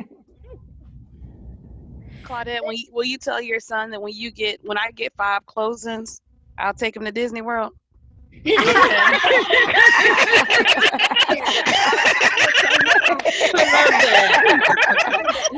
years old. He'd be calling you up every day, Christine. He never forgets a promise. I can assure you that. Yeah. You could just take me to lunch. That'll work, Jill. Hey guys, listen, I can't tell you how much I've enjoyed my time with you. It means a lot to me that I got the opportunity to kick you off into this new journey through the first stage of Ignite. And you have a tremendous support system in all of your market centers and through all of the instructors and facilitators. So I just hope I get to hug all of your necks in person one day. I just wish you all the success in the world, and just stay positive, use those positive affirmations, and have that self-talk. That self-talk is important. Tell yourself that this is for real, like Rachel said. No, this is doable. I can do this. All right? Yes. Everybody take care. Have a great Thank you very much. Thank you. Bye. Take Oh, off. wait a minute. We got to see our picture, right? Okay. Okay, make sure I can see your face. Day one. It's over. Is that what we're doing? Putting one finger up, everybody? Like they won. And don't forget, you're gonna get evaluations from whoever your coordinator is from your market center. So make sure that you get that done right away. Those of you with our market center, I'll send them as soon as I'm done with this. Yeah, that's my accountability. Make sure Cece did her job today. Okay. Are you guys from the Atlanta North office, right? No, we're Cityside, Smyrna Oh, Vine. Cityside. Okay. My bad. Sorry. No, that's okay. Miss Jill, will you all be sending that to our personal email addresses, or how? Whichever email you registered with. Thank you, sir. Okay. Who is that? I can send it to a different one if you want. I think I put the correct email on there when I registered. I just wanted to confirm on where Okay. it was sent. 1, 2. Okay, I just want to make sure I got everyone's pictures. Okay, you guys, I will be back with you tomorrow. We've got Eddie Hudson from the Dwell Collective, the Smyrna team. He's going to be with you. He's awesome. And then on Wednesday, it will be me again. So I will see you all tomorrow. Have a wonderful evening. Get your mission days done. And don't forget to do your evaluation. That's what I had about Miss Jill. I just Yes. wanted to do a recap on our homework and the things that we needed to have completed for the next class tomorrow. It should be, it's on that mission page. Where does it say positive? I was trying to. What page is it? It says. Let me detected so I can with an see. H. Okay, thank you. What page number is it? It's hang on a second, you guys. I don't have it off the top of my head. Are you asking about the missions page? Yes. It's page 2. It'll say page 2, but it looks like this. And that's what I have. I have mission 1. You have to download mission 2. So you should do mission 2 because you should have done mission 1 before today. This area, and I'd say The one mission 2. Okay. put some chairs here and on the other side. And do we need to Okay. submit the missions to somebody? Do we need to submit this in when you complete the missions? Yes, you can send it to the coordinator for your office, for your market center. Oh, okay. Okay. Oh, of course. I'm on the computer that's not a host, and I pulled it up. But yeah, if you go to where you is and where all the session information is, go to it by going to mykw.kw.com, and then you hit education, ignite, student resources, and it says mission 1 and mission 2. Oh, it's in the, okay. Okay. It's not in the book. It's not in the book. No, it's separate. It's separate. Yeah, it's online. They showed us in the orientation how to get to it. Give me a second to share. Let me. I see it. It's Ignite. Watch the 6 personal perspective video. You have to go in KW Connect and then into education and then into resources. Okay, here, I got it. Thank you. Okay, so it's right here. Let me go back to show you how I got here. You go to mykw.kw.com. And then at the top, you click education. And then you click ignite. Why don't you come And then you on scroll out? down. Someone's talking. We got to mute somebody. You hit student resources. And right here, so power session 1 mission, that should have been done before today's class. The one you need to do tonight is this power session 2 mission. And then we're supposed to print out Power Session 2 manual, right? If you want to print it, if you're using it digitally, you can, she had talked about having half your screen with the booklet and the other half with Zoom. So whatever works best for you, because these manuals are big. Yeah, they're like 70 pages. Yeah, the binder for all of the sessions is like that. It's giant. Yeah. It's like this. Yes, it's giant. Yeah. I was surprised too. I was like, oh. Run out and get So some paper. we turn the missions in, or are they just more for our personal? I mean, if you feel like you want to turn them in, you can because send I them. have, it's easier for me to do it on this, which came in here, but that's fine. That's fine. No one's like grading these. No. Okay. That's what I wasn't sure. You feel Okay. like you need that accountability to have someone to turn Yeah, it in. no, well, I like the check marks. I just didn't, I kind of want to refer to this in the future too, I think. So, yeah. Yeah, definitely. If you want the accountability, you can turn it into the coordinator at your market center. If you are good with the honor system and you feel like you've got it, then you don't need to. I was a little bit lost today because I don't have access to my materials yet.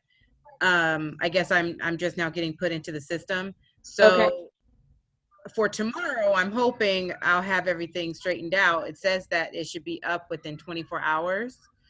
So I guess I'll probably miss out on doing the missions. What market center are you in? Peachtree Road.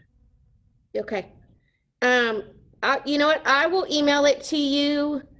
I'll email them to you tonight after I leave here. I've got your email. Okay, that sounds They good. might have the packet for you there though, if you run in. Well, I just purchased the online materials. Would I still get? Oh, you did. Okay. Okay. No, yeah, I guess it's different. Oh. I don't know. I walked in and got mine. Yeah, they told me that if you wanted to look at it virtually, it was $40, and then we pay $80 for the binder. So you pay the binder, but you probably can do that at your location. Yeah. If you decide you want the book, I just had one of our agents ask me. I told him to bring a check for the market center for the $40 and come in, and I had the book for him. I think it's worth it because it's like tabbed and everything. I was surprised it was this it's nice. in depth too. I thought it was I just didn't know what to expect. And then they handed it to me. I was like, oh. Oh, so it's can I see it? It's not like a textbook. It's it's like a binder and there's like tabs. It's all like organized well. Interesting. Okay. For me, that'd be hard to put together. I feel like myself. I'd screw it up or something.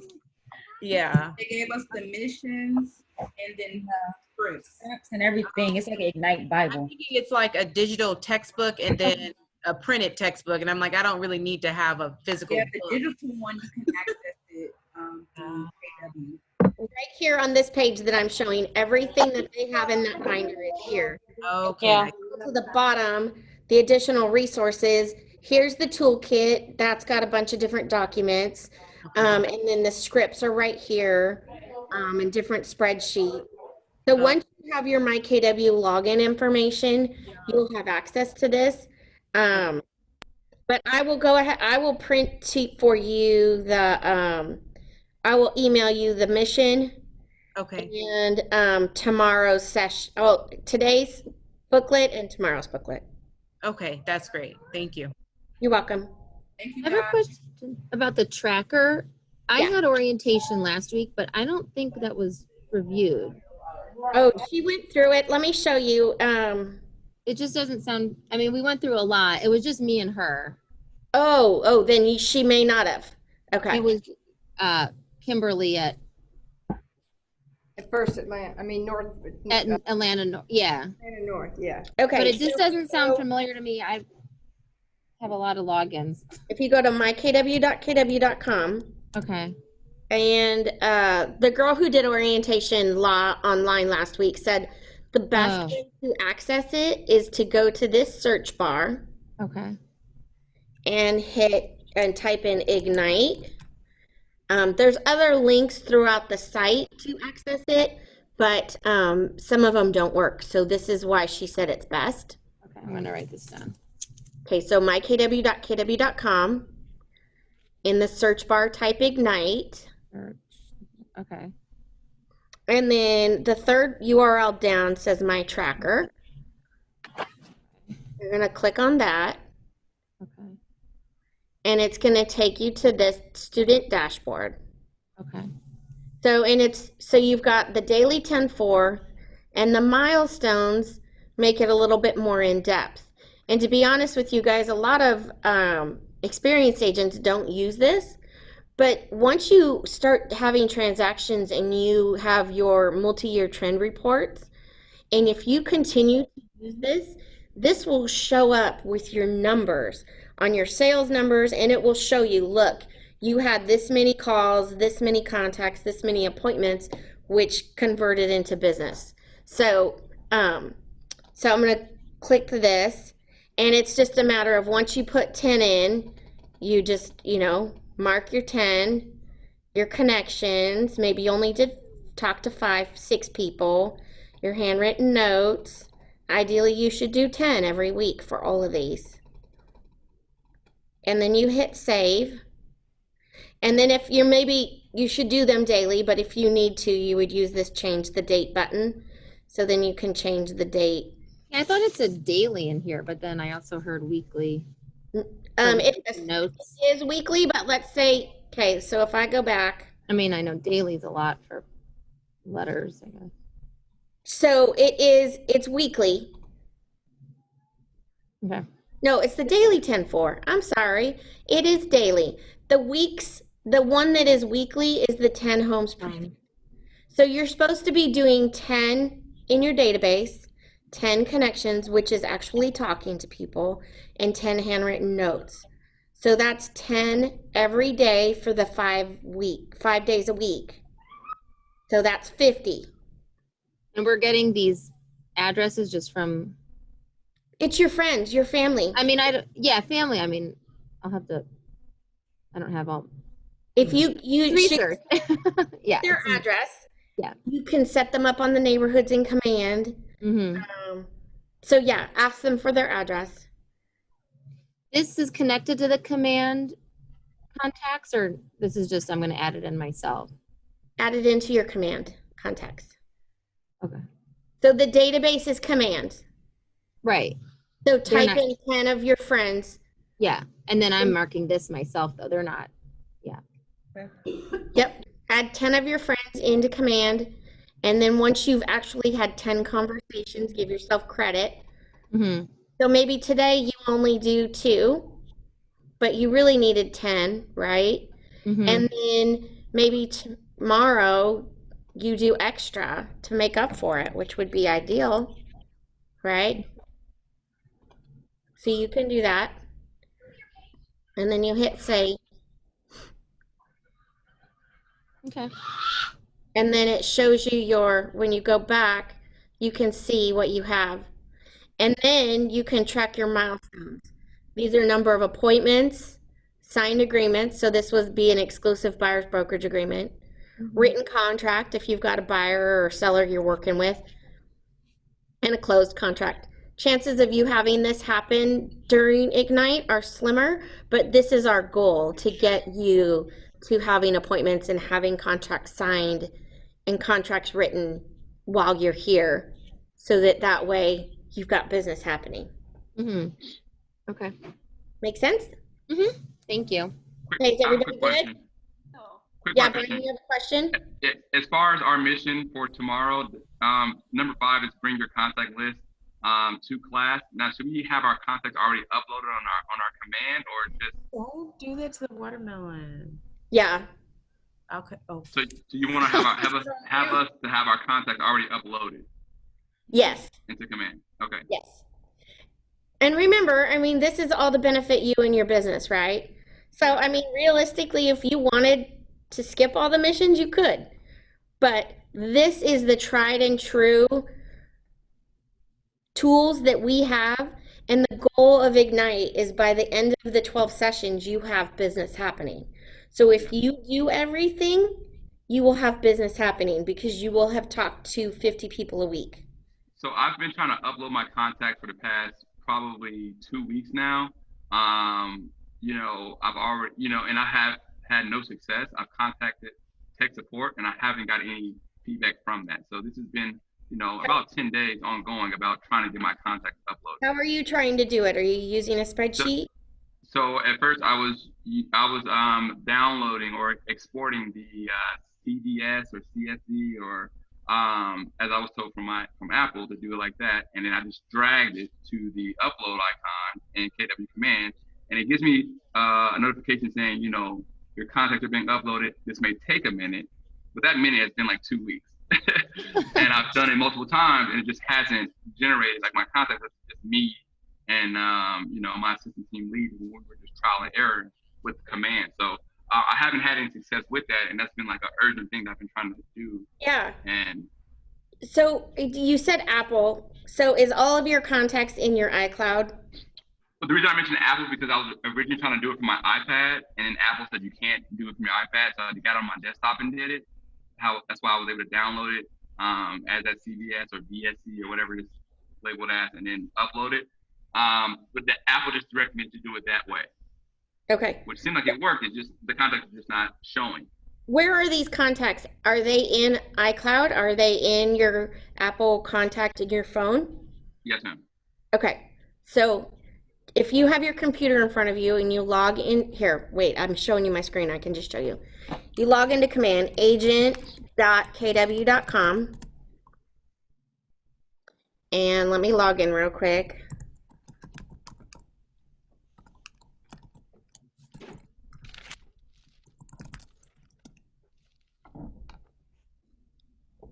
If you go to this upper right corner, and I gotta move this little thing so I can see. Put it right here. Go to this upper right corner and hit settings. And down here, you will see, if you scroll down, it says PieSync right here. And if you go to show, it'll probably be a connect button like this. But since I already have one app connected, I can show more details, and then I can connect more. And as you can see, I've got Google Contacts, and just so you know, because our emails are Google Suites, I've got my email here. Every time I send out an email to somebody, it automatically puts them into my command because of this connection. Okay, so that's one. Click Connect More here. And in here, you're going to see a link to iCloud. And if you click on this and sign into your iCloud, it will allow you to dump everything from your phone into Command. And I'm so sorry that no one told you that 10 days ago. Yeah. And I've been like holding off from just like putting out material or information just because I just haven't been able to get over this hurdle. Some of it's my fault, but I've contacted support. I've tried it multiple days. I've uploaded multiple times. I've been vocal about it. I just haven't come to an end with this contact thing. Yeah. So and this also is, I've generated a contact. I sent them an email from my FMLS card, and it didn't populate in my KW email as like a sent email. And I don't know if they actually received it or have even responded. So that's another maybe off if question. you But sent it through FMLS, you probably need to go back into FMLS and check the inbox there. okay, I'll do that now. Do you know what I mean? Yeah, for sure. That makes sense? Yeah. So, you can send that kind of stuff from Command. So you don't have to use FMLS, right? Well, yes. I hadn't saved them as a contact yet in Command. So when I had just created the cart and I just had their email, I just kind of added them. I added a contact there and just sent it through FMLS. Okay. Maybe rookie mistake, but that's just Okay. So here, since you guys are all here, I'm going to show you something real quick if you guys want. Cece, you can take off. I was going to say. I'm going to help them show. I want to show you something. So this is my Command. And this is one of the new scripts that's not really totally out there yet. But when you call your friends and family, tell them, say, hey, I got my real estate license. I just joined Keller Williams. We've got this amazing platform called Command that Gary created for us so that I can be the best that I can be at my job.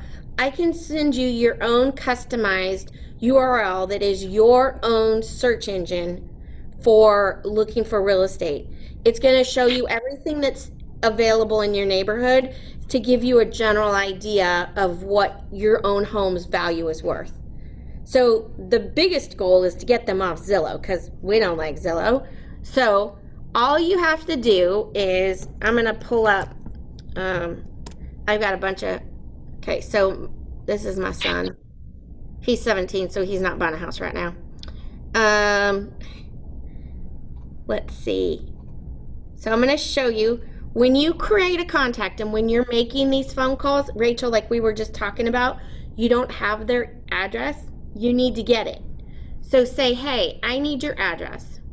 So when you're putting them in and you're talking to them on the phone, have their contact card open, go to the additional information, type in their address. Let me see, I might have to, let me fix his address. This is not really his address. This is just an address I use. Excuse, is it okay for me to drop off the call now because I have to go to another meeting? A bunch of people Okay, dropped off I'm this just making sure I get credit for today. Okay, thank you. Bye-bye. Okay. This is just extra, you guys. Okay, so I'm going to hit save. So when you're having that conversation, you get their address.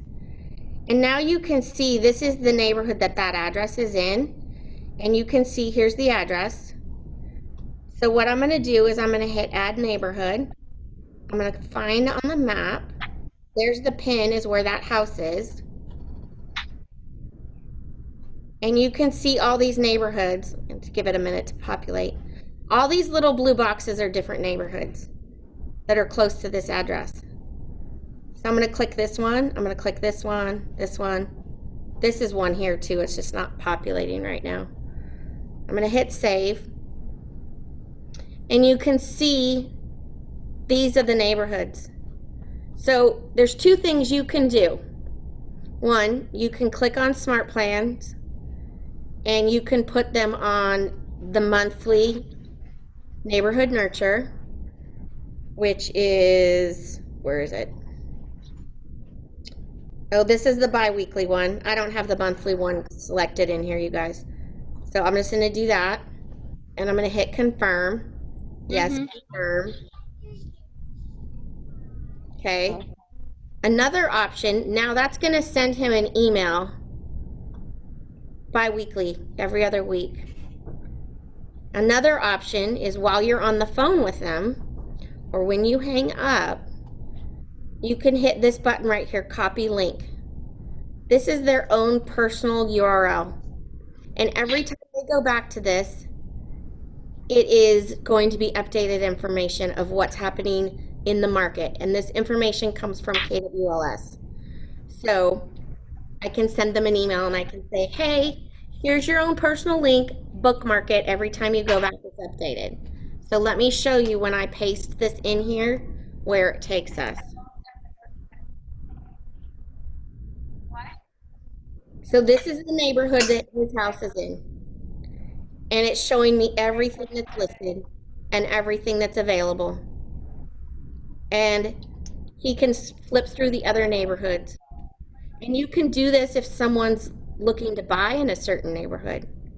But this is a great tool to use just for your family and friends, that conversation, that first call. Wow, thank you. Make sense? Yes. That's to We this get stuff. there by using agent.kw.com. Yes. And it's in contacts. You just have to add a neighborhood. Hey, Jill, how soon do we get access to things like Command and the KW? I should have yours today or tomorrow. I started you in the system on Friday, so it takes a little bit of time to activate, so I will have it for you as soon as. No, and oh, Okay. And there are courses that we can take on Command and all of that. Yep. Yep. All right. Thank you. Thank you. Your market center's probably teaching a bunch of them regularly. Just keep an eye out. Okay. So we're way over time, but since you guys were hanging out, I just thought I'd give you extra. yeah, thank you so much. Thank you. You're welcome. Thank you. Bye. Bye.